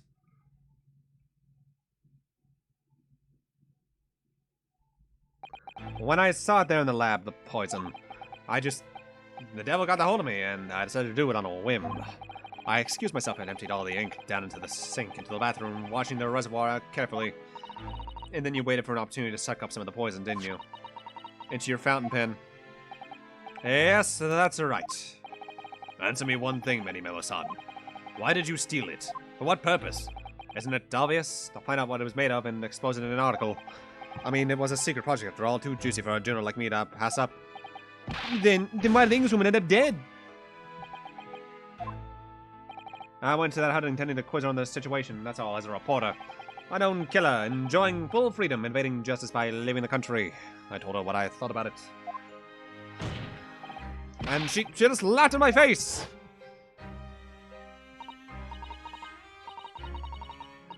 Oh, what's this? A Far Eastern gentleman, caveman, purporting to practice journalism? Really, you must learn the difference between reporting and listening at doorways, you ignorant plebeian. Oh, what? What did you call me? This country with its pretensions to a justice system, to a free press, it's really very depressing. You see our superior ways in the West, yet you lack the mental capacity to emulate them. Get out of here, you oaf. Get out and crawl back into the cave you came from. That's when I remembered about the deadly poison I happened to have in my pen at the time. What a terrible tale. In my head, I knew I should just get out there as quickly as possible, but I couldn't. I couldn't let her get away with what she'd done when she clearly had no remorse at all. I suppose it was my journal spirit. Getting all fired up.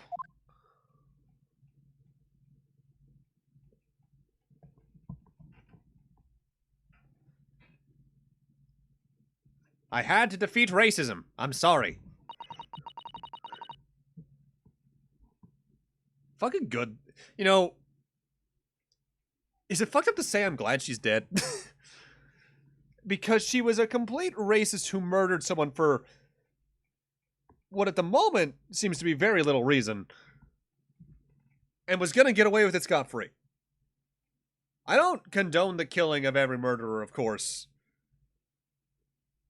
But I feel in some regards this is the best ending we could have gotten. At least in terms of her story arc ending.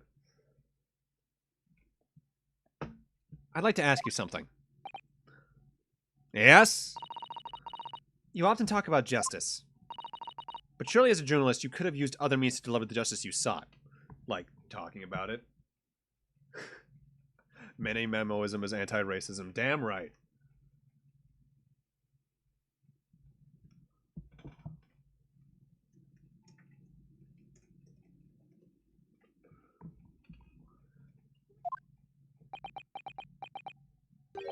There's no justice in the press.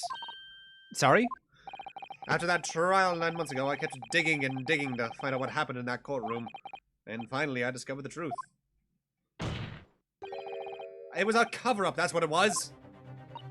A cover-up? What do you mean? I would remind you of your position, witness. Be careful what you say. Oh, come on, doesn't it strike you as strange? We're suddenly not allowed to convict a foreign national. Consular jurisdiction should never have come into it. And yet that puffed-up Englishwoman was gonna sail away into the sunset, a free woman. The only possible explanation is that behind the scenes, some deal had gone down between Britain and Japan. What sort of deal? I'd done my research, dug up all the dirt. It was all ready to be published. But you know what happened? The editor just tore the article up. He came under pressure from the government, you mean? If our government is going to let criminals walk free, if they're going to crush the free press, then what choice do I have but to see that justice is done myself? Let's not forget, Memo-san, that you committed murder yourself and you tried to lay the blame at the defendant's door.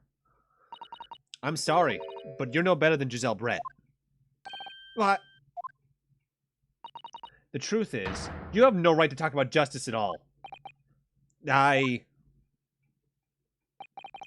suppose.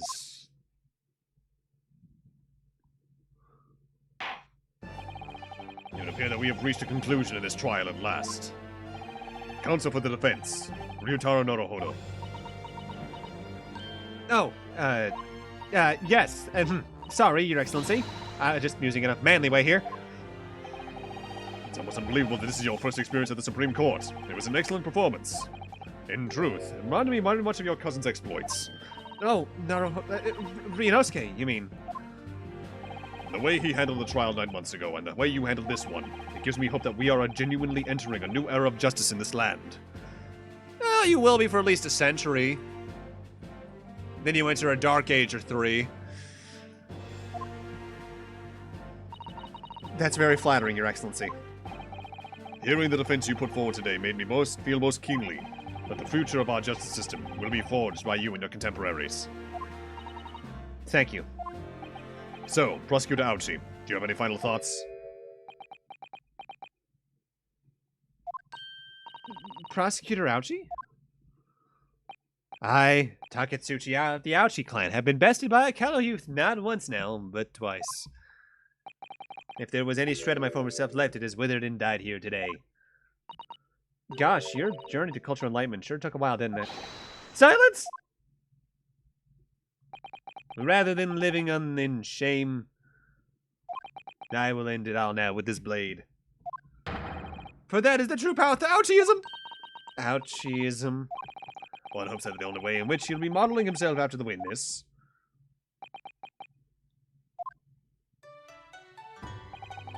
Sprig of my topknot. The time is right for farewell. Hope is lost forever. Taketsuchi.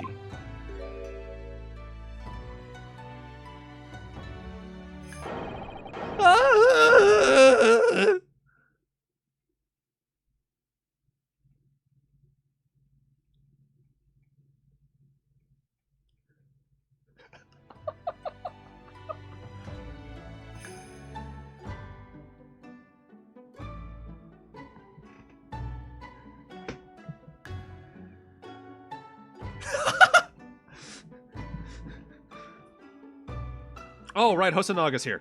I forgot about that.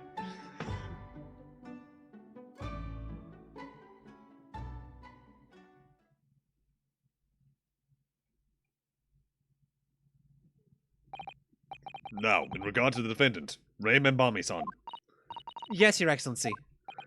I have reached my final verdict. I hereby find you not guilty.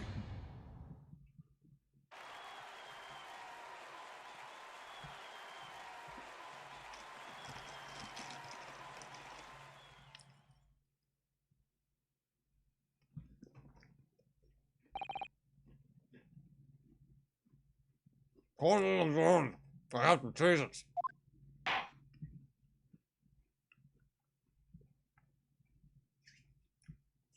Ancient Japanese Cheez-Its.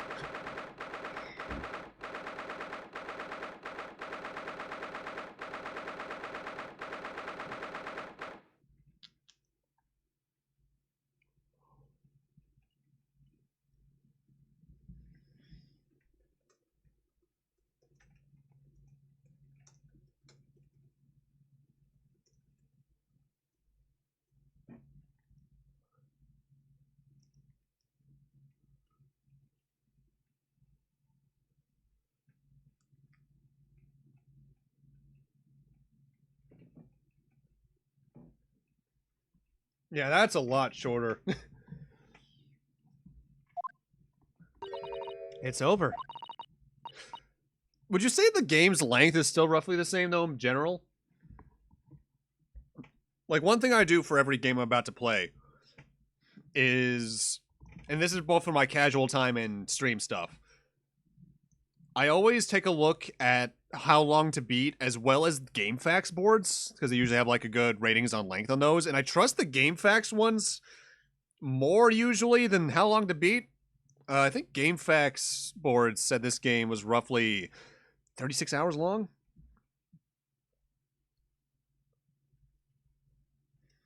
Ish. My heart is still pounding in my chest, though. It's all I can do to stay standing. How long the beat says it's about 35. Lawyers have such a great responsibility, such a great burden to bear. Don't they, Naruhodo-san?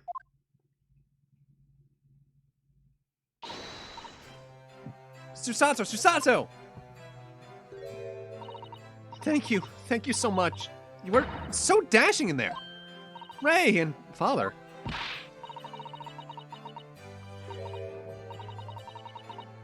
I'm so touched by everything you've... Oh no, I think I'm gonna cry. It wasn't easy, but together we made it. I was on the verge of tears at the end, too. The only reason I'm still here is because of you. Oh, no, I can't take all the credit. It took courage to tell the truth in there. You did wonderfully, Ray. So I'd have to say that the congratulations belong to you. 60 total. I think the first one took me 37. Susato, don't be so standoffish. Sorry?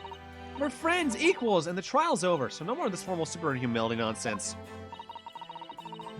It's time to celebrate with swagger, to throw caution to the wind. Caution to the... what? I'm the greatest defense lawyer, Ryutaro Naruhodo, and I'm taking you out to a milk bar tomorrow. Or something. Right, I see. I'll, think about it, Ray. Damn. Susato just got asked out on a date. At any rate, we really knocked the wind out of that horde man, and it felt so good. Yes, it was satisfying. It really was. Isn't there anyone else we could throw together? I hope you're not looking at me, Ray. Oh, my goodness. No, of course not. No, of course not. Ah, there it is at last. Ray's lovely smile.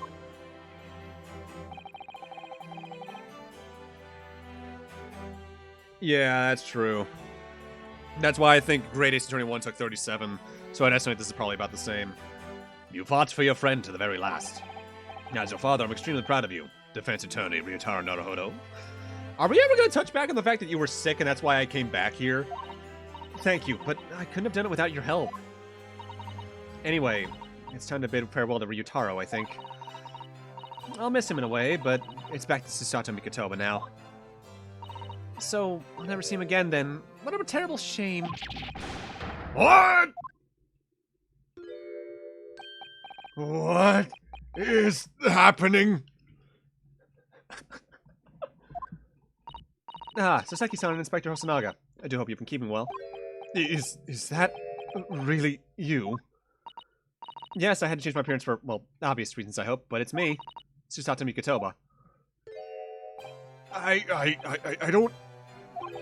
So dashing, so divine.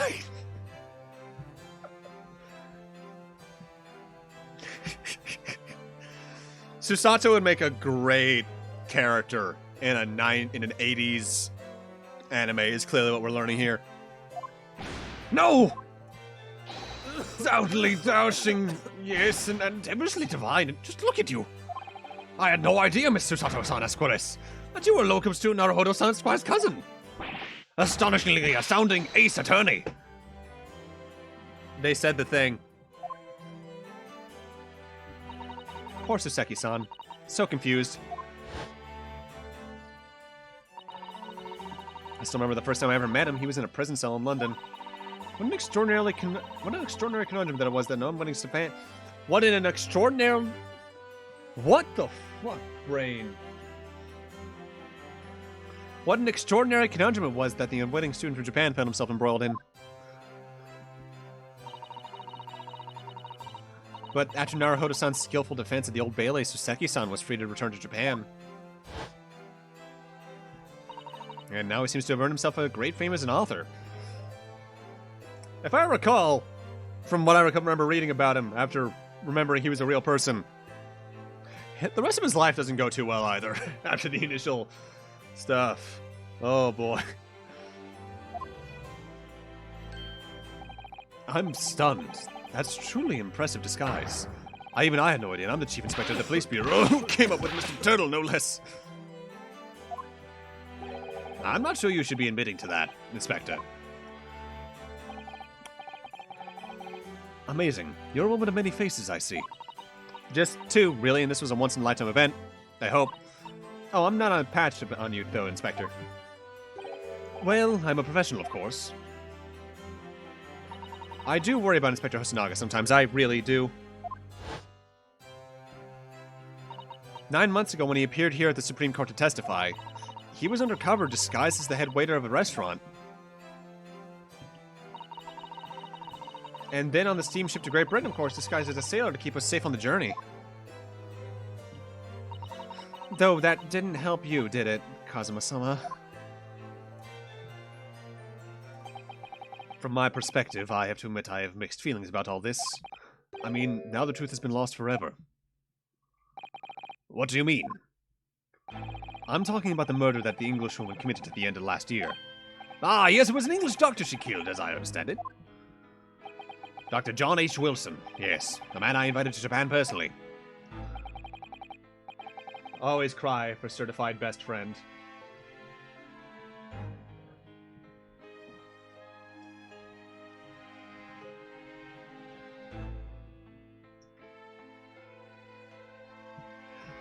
The mystery is, why did she kill him? And now that the culprit herself is dead, we'll probably never know the answer. On the voyage to Great Britain, we had a most unexpected encounter. With Mr. Sherlock Sholmes, the great detective, I mean. Yes, I remember Mr. Sholmes well, of course. Ah, my arch nemesis. How lightly you utter his name. Well, according to the stories published about him in The Adventures of Sherlock Sholmes, the detective once had a partner who helped him solve crimes. I bet. Oh, they finally fucking bringing this up. And that man was an exceptional doctor of medicine by the name of John H. Wilson. What? Dr. Wilson? I just can't believe that it's a coincidence. I think that the English doctor of medicine killed here in Japan 9 months ago must have been the friend and partner of Mr. Sholmes. And if that's really true, then the poor girl won't ever see her beloved father again. All because of a Russian girl and a cat. As you know, I traveled to Great Britain once myself to study. It was around the time you were born. Yes, grandmother told me about it. On returning to Japan, I took up my professorship at the Imperial Yume University. But I also served another role as an advisor to the government on diplomatic affairs. Yes, I was aware of that as well. In that case, I'm sure you understand that there are some confidential matters that I cannot divulge to you. Could you possibly just tell me one thing? Why did you summon me back to Japan? It's been 2 months now since I returned. When I left England, it was because of an urgent telegram that had arrived from Japan. It said that you'd collapsed with a high fever and you were growing weaker by the day. What? When did that news come from? That's what I'd like to know, because after that long sea voyage, I found you in fine health, Father. Was there something in Great Britain that you perceived might inconvenience me in some way? Or harm me? That's really the only explanation I can think of. Dear me. Do you reserve your most cutting glares for your father, Susato? I'm sorry, my dear. I simply can't. Ah! Let me go! Ah! Ha ha! Ha! Minimoto-san. So, one throw wasn't enough for you? I've got one last thing to say before they take me away, Professor. Me? I know the truth. I know you had a hand in what went on, and not a visiting student's fate. Visiting student? Giselle Bretz, you mean? No, not her, the student of law who left for Great Britain 8 months ago. What? Student of law? He must mean Kazuma-sama. What are you talking about? What does any of this have to do with Kazuma-sama? Nobody here in Japan knows anything about it. They don't know anything about what that guy... You know, they don't know that that guy never made it to England, that he died on that steamship, and that he'll never... Ah! What? Well, I didn't expect to find him in here. Yo, holy shit. This guy cuts an imposing figure in front face. Like when we're on eye level. What were you officers playing at? Terribly sorry, Your Excellency.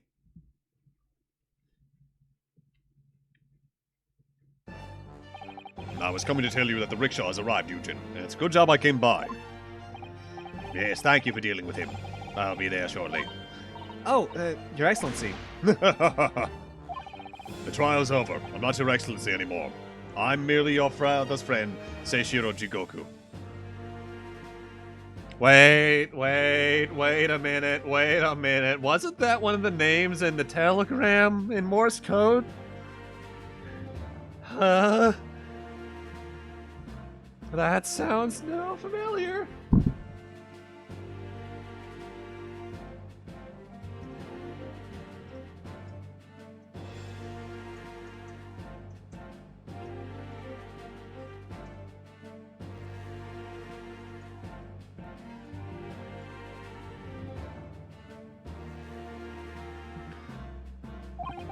And may I say that since I saw you last, you seem to have taken on a bit more of a dashing appearance, Susato. Did you know all along from the start of the trial? A judge sees everything, Susato. I couldn't let you take the risk if Seishiro hadn't known and he'd recognized you. I would have had a word so I had a word in his ear beforehand, as an old friend. So, Seishiro, shall we? Yes, having ruled on that case, we now have various diplomatic issues to address. Before you go, Father. Sorry, my dear, we shall have to return to our earlier conversation at a later date.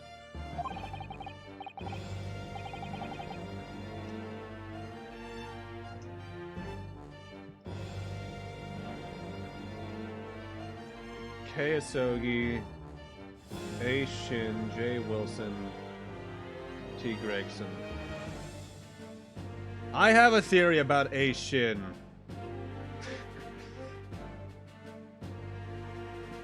But that, I think I can say for one that's more relevant.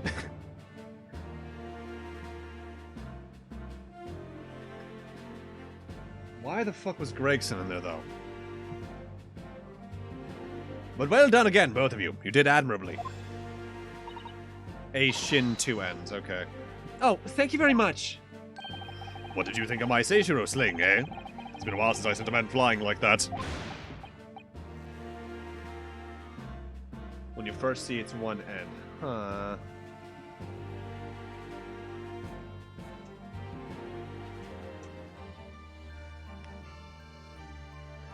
Yes, I can.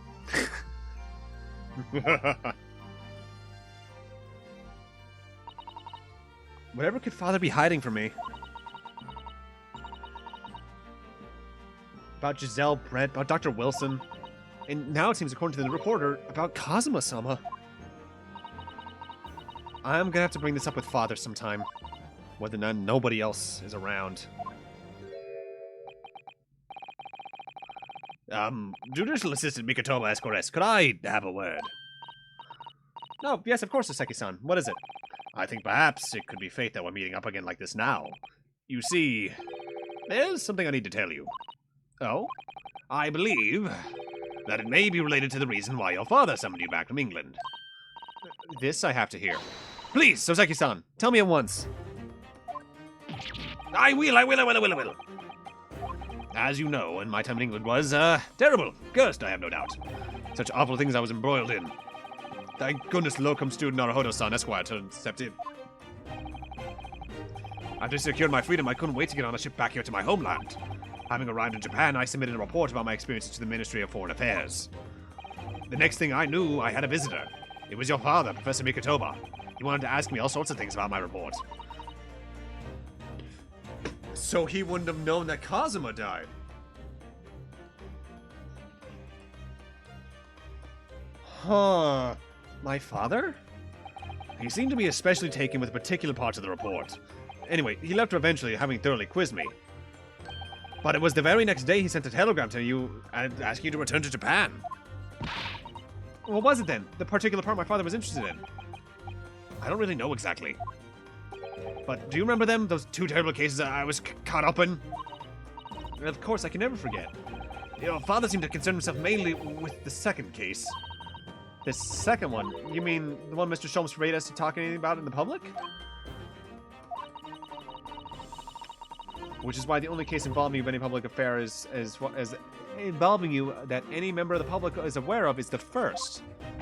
Well, I don't care. I don't have to listen to what that dastardly detective says. Anyway, the point is, it seems that case somehow holds the key to all these curious unanswered questions. That horrific, hideous, heinous case. The case of the haunted lodgings. Oh yeah, that fucking dude in the gear's gonna have to show up in this game, isn't he? That case somehow caused my father to summon me urgently back to Japan.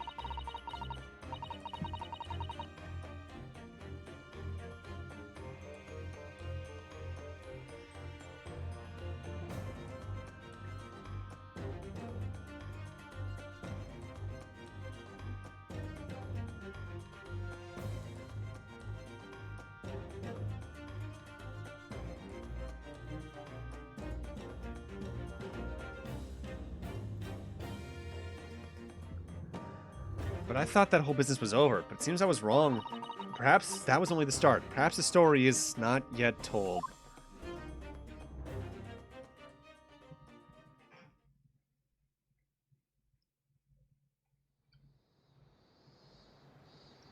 Alright, time to lean back and have some The Jesus. mystery of that English woman's death is solved, thank goodness. And having stood in the Supreme Court now, I think I can comprehend a little better. How you must be Why does that feeling name as sound you familiar fight to me for then? people's freedom in a foreign land, Naruhodo-san.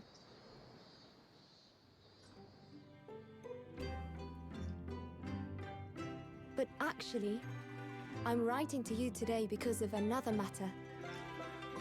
I met Soseki-san and we talked about that second case he was involved in. Father has said nothing to me, but I feel certain of it. That case holds the key to some great unsolved mystery. My notes on the case should still be in the office, tucked away at the back of the shelves on the left. Perhaps you might like to look over them again. Today, for the first time this year, it feels as though summer has arrived. The sky is a brilliant blue. It makes me The long judge's to name. see you again. Am I just be thinking of some anime I've seen over the years, honestly?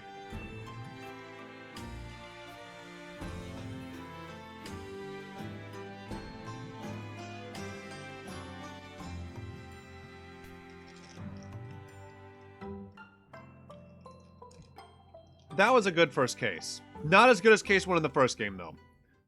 Despite its length.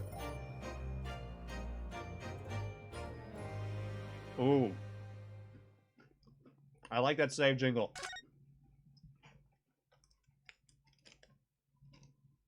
Yeah, that's probably it. Jigoku's probably a word I've heard before.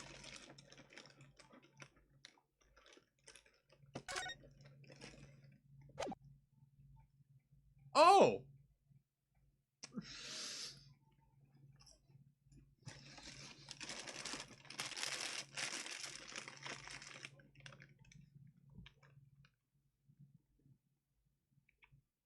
Hello, my name is Hell Justice.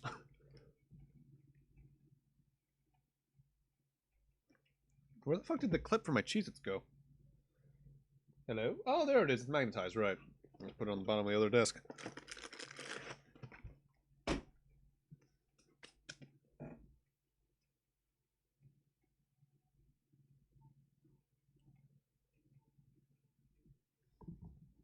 All right. Memories of the Clouded Kokoro. But does it go Doki Doki?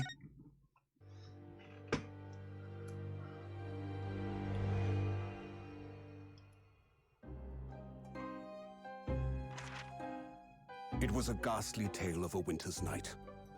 One of an invisible killer and a crime perpetrated on the pavement along Briar Road. As the victim lay at death's door, the mystery of just who had stabbed the young lady from behind had been resolved. But no sooner had my friend saved that Eastern Exchange student from his harrowing plight, then in the dim, flickering shadows of gaslight did a second bizarre crime rend the stillness of that very night. I dare say most can still recall the sensational headlines of the day. Haunted apartment of death, the condemned criminal's curse, the dread demon of coal gas. Yet, though the great detective had at once discerned the truth upon his arrival at the scene, it only proved to be the overture that announced the rising of the curtain on a most tragic play. Oh, I already have to deal with that motherfucker? No. Also, given how many books were in his room, does that make it the Doki Doki Literature Club? My name is Rinosuke Naruhodo. I'm a fledgling lawyer just starting out on my journey. 6 months ago, I arrived as a visiting student of law. Having made the long voyage across the sea from the Empire of Japan to here, London, England. And on the way, in quite an extraordinary circumstances, I made acquaintance of a world-famous detective. Currently, I reside in the attic of the detective's own lodgings, from where I run my legal consultancy of sorts. I've successfully defended a number of clients in Britain's highest court, the Old Bailey.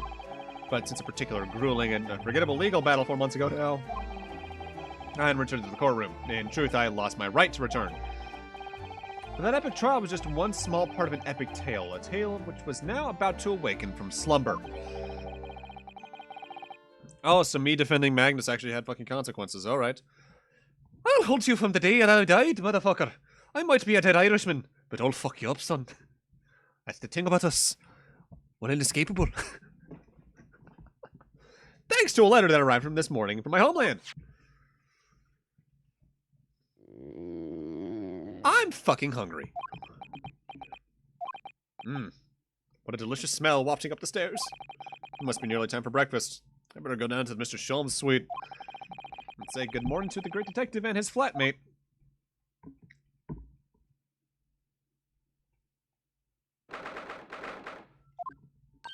Ah, Runo. Good. I was just about to call up to you. The bacon's ready. Good morning, Iris.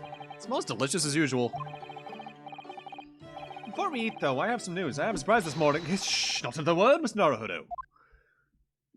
This could be just the abstruse thing for my pre-breakfast stagnation-repelling mental stimulation, my dear fellow. Oh, I've missed you so much. Morning to you too, Mr. Sholmes. Ah, yes. I see. So that's it. Oh god, too close. Too close. The truth is as clear to me as day. My faculties of observation have revealed it again. What are you talking about? You, Mr. Naruhodo, you have, this very morning, met with a surprise. Well, is that not the case? Back up or kiss, either one, really. Really, my dear fellow, it barely warrants explanation. Firstly, your hair is particularly unkempt, somewhat reminiscent of a bird's nest. Secondly, you have neglected to fasten the third button of your jacket. Clearly, when considered together, these two facts point to you have been flustered this morning. Can I talk now? But of course, though I don't look for admiration, you understand. My hair always looks like this. It's been this way since I first met you. Oh, it has? And the button was ripped off last night, if you remember. By you. Hurley pulled your button off? I just gave I don't have a webcam, but I just gave the webcam a look. Ah, yes, I recall the incident now. It was after supper, was it not? As the evening advanced, I picked up my violin and began to play the wailing notes of a haunting tune. But then, to my utter dismay, the third string snapped. Why did it have to happen? Why? Little wonder then, in my vexation, I grabbed the first button I saw and ripped it from its proper place. Well, I'd like it back now, please. It's troubling me that I can't fasten my jacket. And it's troubling me that you expect me to know where it is. Somewhere thereabouts on the floor, one presumes. Helpful. What matters at present time, my dear fellow, is simply whether or not my deduction was unerring. But Hurley, Bruno said it was when he came in, didn't he? I had a surprise this morning. Fuck.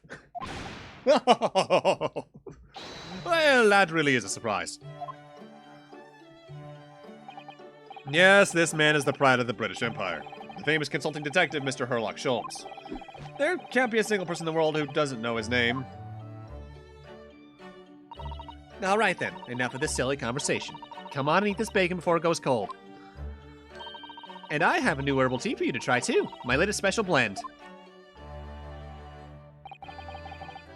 And here we have Iris Wilson, Mr. Sholmes' lodger and companion. Just say daughter. He's the dad at this point. Especially because I don't think either of them know.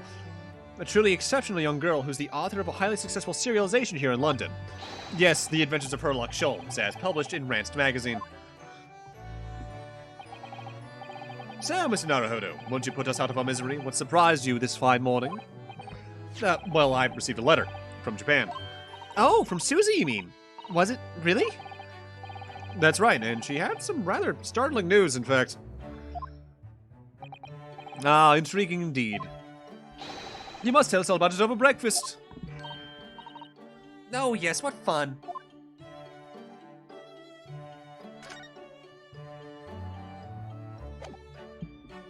I'm curious before I do anything else.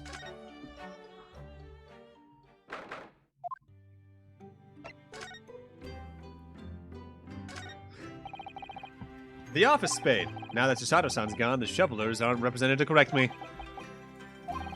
Maybe I'll have to do it myself. That's not a spade, Naruhodo-san, it's a shovel.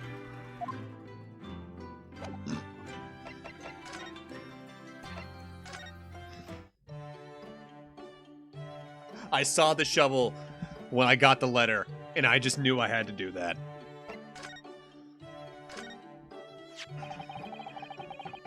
This is the letter that arrived from Japan this morning, by International Post. Oh, how lovely. Look at Susie's beautiful writing. I wish I could read it. And how is your judicial assistant faring, may I ask? She's very well, thank you. In fact, according to what she's written, she actually appeared as a lawyer at the Japanese Supreme Court and won a case. Really? Oh, isn't she wonderful? Oh, cut above your good self, my dear fellow. I've won cases too, you know.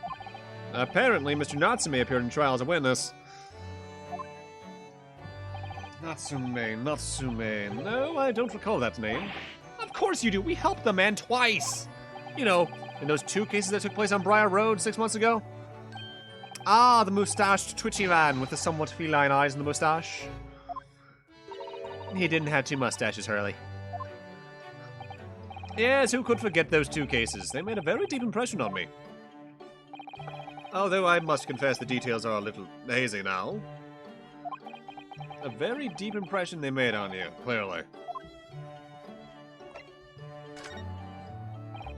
So, what was this startling news penned by Miss Susato? Do you remember the case of the haunted lodgings, Mr. Sholmes?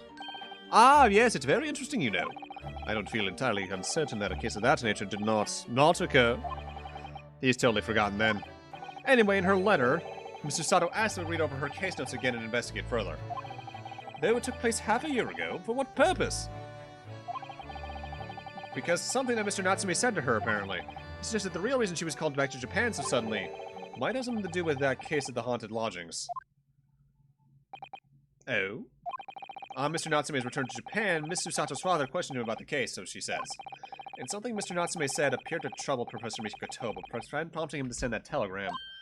Oh, that case, yeah! It was very strange, wasn't it? Yeah. And I had compiled the whole story into a nice, neat manuscript ready for publication, too. Then Hurley here was all funny about it. Remember, he was really mean. That story must not be published, you said, very mysteriously as well. Really? I said that? Are you sure? Do you perhaps know something about it as well, Mr. Holmes? About why Mr. Sato was suddenly told 4 months ago that she had to return to Japan?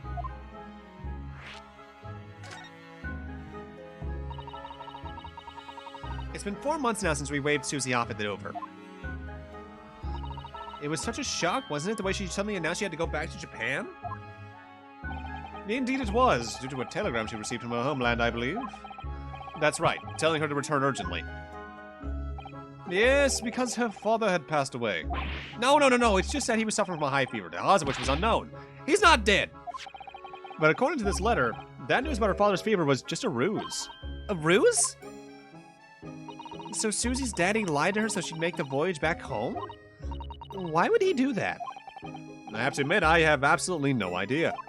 But she believes it almost certainly related to the case of the haunted lodgings. Summoning her back to Japan so suddenly like that. I wonder what Miss Susato's father's hiding.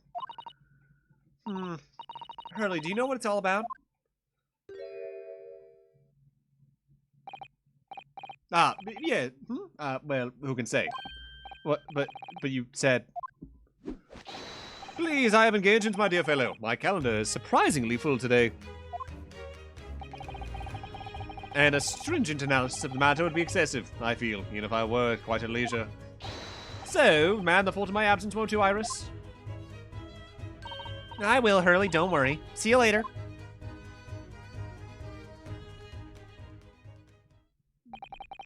He scuttled off rather quickly there. Nope, bye. I think perhaps Professor Mikitoba isn't the only person hiding something here.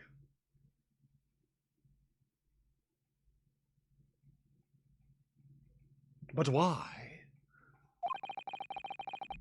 So Saki-san was involved in 2 cases, but only one of them was forbidden from being published. By, of all people, Mr. Sholmes. I found them at last. Iris, are they... The notes about the case? That's right. Susie and I compiled them together. The case of the haunted lodgings. You want to read them, Rudo? Absolutely. Thank you, Iris. I have no idea what secrets could still be hiding in the shadows of this case. But perhaps if I read over the notes again, something might come to light. That's the spirit.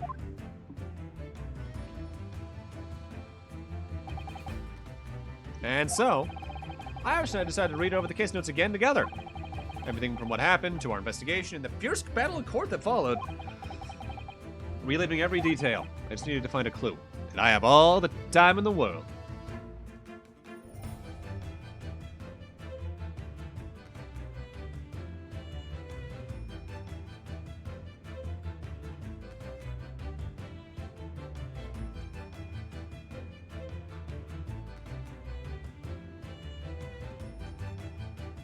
Give me a second. DMing someone.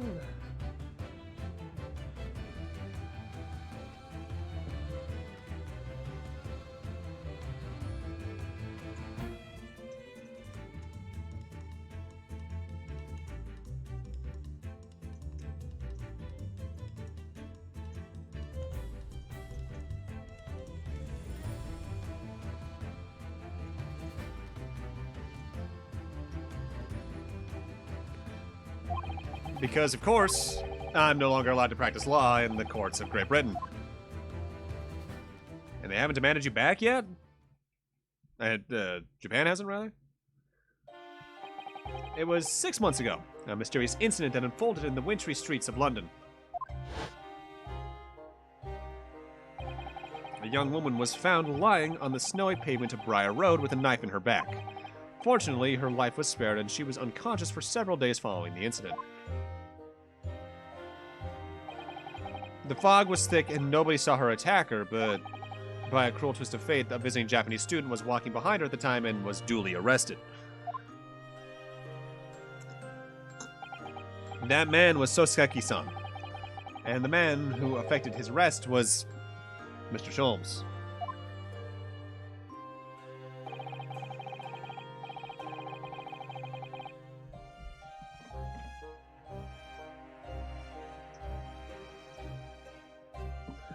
Believing in our compatriot's innocence, Susato-san and I decided to represent Soseki-san in court. And after a grueling trial of many twists and turns, we finally managed to prove his innocence.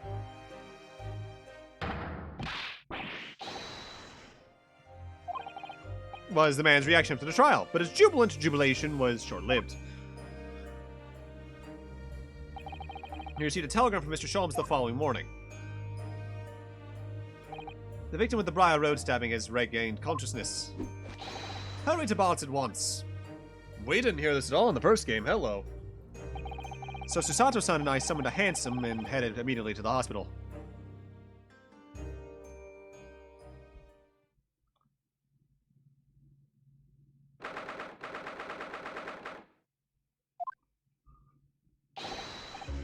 Ah, there you are at last. Good morning, Mr. Sholmes. I think not. Oh. You're late! What on earth took you so long? Your telegram only arrived at 5 o'clock, Mr. Sholmes, and it's a 20-minute ride to the hospital. That's right, and it's 5:30 now. I think we made very good time. Oh shit, a rat! I need to take a screenshot of this rat for someone.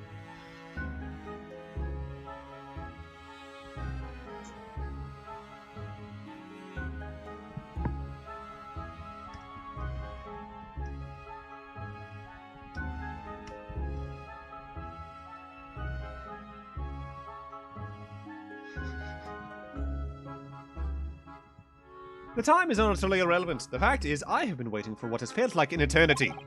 The point of fact, I myself was awoken at 4 this morning by a telegram boy, and feeling it was somewhat unjust that I alone had been aroused at such an hour, I sent one to you. Well, thanks for that. Cute rat that you guys can't see, actually, now that I think about it. Give me a second.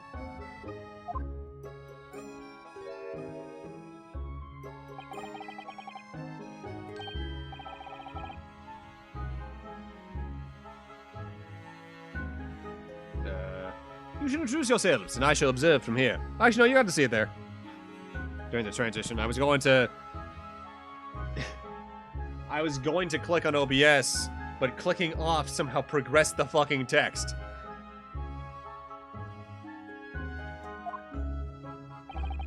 So that's the lady who was found on the snow-covered pavement with a knife in her back. Her name is... yeah, here we are. Miss Green. Hello?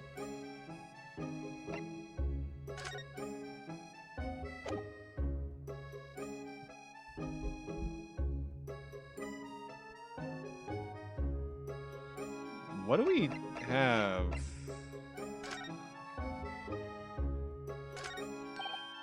Look, there's a photograph in the frame here. Oh, yes, it's a picture of a young gentleman. He looks to be about the same age as Miss Green, I would say. Perhaps the young woman's special someone, do you think? My, Mr. Naruhodo. I didn't know you had a sense for matters of the heart. Not in the least. I sincerely said the first thing I thought of.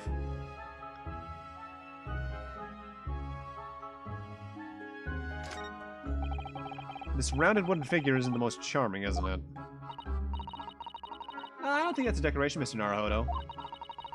It's an artist's mannequin, I believe, used when practicing sketching to human form in different poses. Really, it's not exactly what you would call a typical figure for that purpose, though, is it? No, I suppose not. I've never seen one quite so full-figured before. If you want to draw a full-figured person, it's the right tool for the job. I'm curious, what do we have in court record? The book receipt from the Natsume case. And the Briar Road map.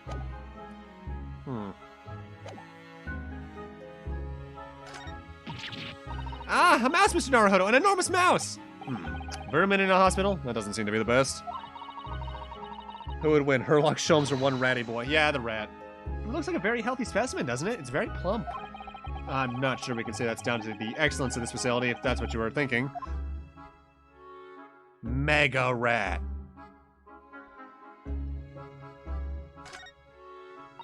That must be the bag of Miss Green's personal belongings.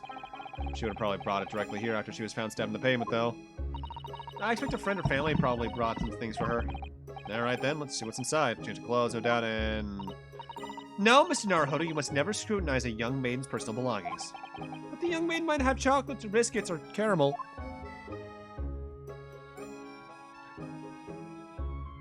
You had a pet rat once he was a smart boy? Hell yeah. I fucking love rodents.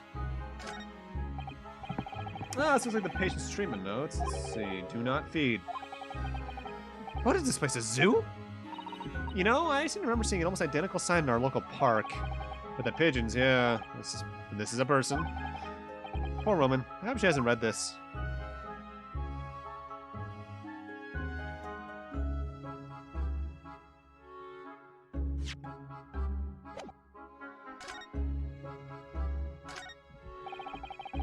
There are lots of bottles in that cabinet, aren't there? Think it's safe to keep them like that? If you're a patient here, I'm sure you'd take some medicine by mistake if you were half asleep. That is a worry, but at least the cabinet has a lock, even though it's only a flimsy-looking one. Oh, no doubt you've managed to unlock that somehow while you were half asleep as well. There are limits to what I can do when I'm half asleep, you know, Mr. Sato. There are all sorts of medicines in this cabinet, look. Not sure if it's safe leaving them within reach of everyone like this. Yeah, you're right. I can't imagine if you were peckish, you might try a whole bottle or two. Well, at least it seems to be a little locked to secure the cabinet doors. I don't imagine that would stop you if you were hungry. I worry that you'd break that lock. Hunger doesn't turn me into a criminal, you know, Mr. Sato. Are you sure about that? Ah, this looks like the treatment notes for whoever's occupying this bed. Let's see. Do not permit to run around the hospital. The patient doesn't seem to be here at the moment, so... They're probably running around the hospital then. Oh dear. How worrying. What's worrying is why they haven't discharged the patient yet. Good morning.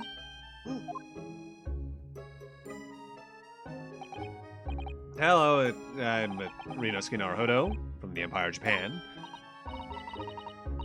Oh no, was it your knife that... Are you the man who... Oh, no, I'm a lawyer. And I'm Susato Tomikitoba. Pleased to meet you. Oh no, was it your knife then? Are you the one? No, I assure you, I'm Mr. Naruhodo's judicial assistant. We heard that you'd regained consciousness and wanted to come to give you our best wishes. Best wishes? For me? Thank you. I'm Olive Green. I'm an artist. Well, no, that's not right, is it? What I mean is, I'm trying to be an artist. Olive? Same thing. Same hat. Same fucking hat. Creative life is hell. Well, what I really mean is I desperately want to be an artist. But the truth is, I don't have any talent. I know I don't. Talent is bullshit. You need to work, you know? Some people understand concepts better. Just work on the creativeness. Practice. Do it over and over again. Say you can't draw? Bullshit. Everyone can draw. You just have to fucking work at it. I'm not a fan of Aaron Hansen, but if anything I agree with him is, I didn't come out the pussy drawing Mozart. That is my favorite quote from him ever, because it's the most accurate to life. It's no wonder I was stabbed in the back. I don't think that's related, actually.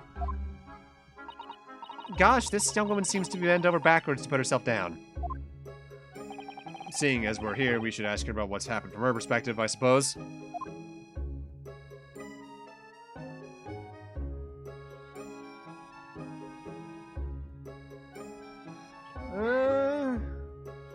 But it is 2 a.m. I think we can save this for next time.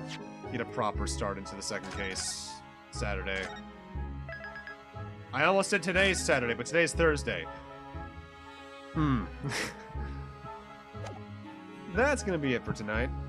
Got the first case done. That was a pretty short case compared to the ones we've been doing recently.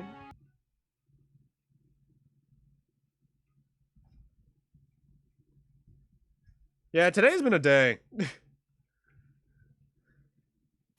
Well, thank y'all for coming by tonight. Kaito. Vault, Sai, if you're watching the VOD after the fact, I hope work went well. Wind, anyone else who's been lurking and not chatting, thanks for coming by. Kenny, if for some reason you're still lurking, hope you're doing well. Hope you're probably talking with Alex right now. Hope things are going well. Next stream's going to be Saturday night, where we're going to probably do most of, if not the entirety of Case 2, I'd assume. I'm hoping Case 2 is shorter than Case 2 was in the second game, in the first game, rather. Yeah, we're just going to continue more of this. Tonight, oh, there is not many people I follow live right now. That is unusual. You know what? Let's search for someone to raid. That's new and a fantastic idea, isn't it?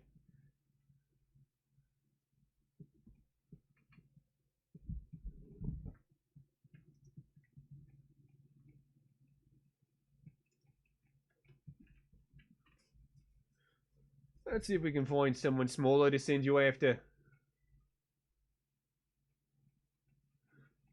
Let's see, someone playing Ace Attorney 1. Looks like they're in Case 5. Everyone else is playing this game, but is in either... Looks like more Great Ace Attorney 1 stuff. That person... Oh, that's Team 4-Star.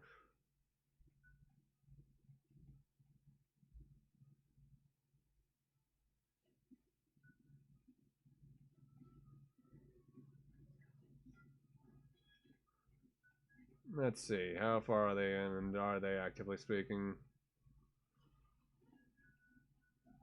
Can this ad for Black Widow on Disney Plus get out of my face? I don't care.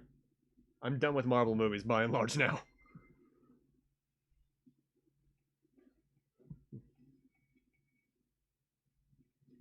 Did that ad just reveal the fucking twist of Black Widow?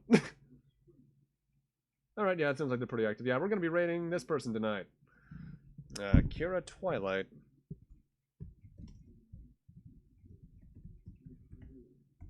Looks like they are doing a blind run of the first game, maybe. Backseating allowed, so maybe not. And they are in Case 5 of the first game. Send some love their way, and otherwise have a fantastic night. See you guys Saturday.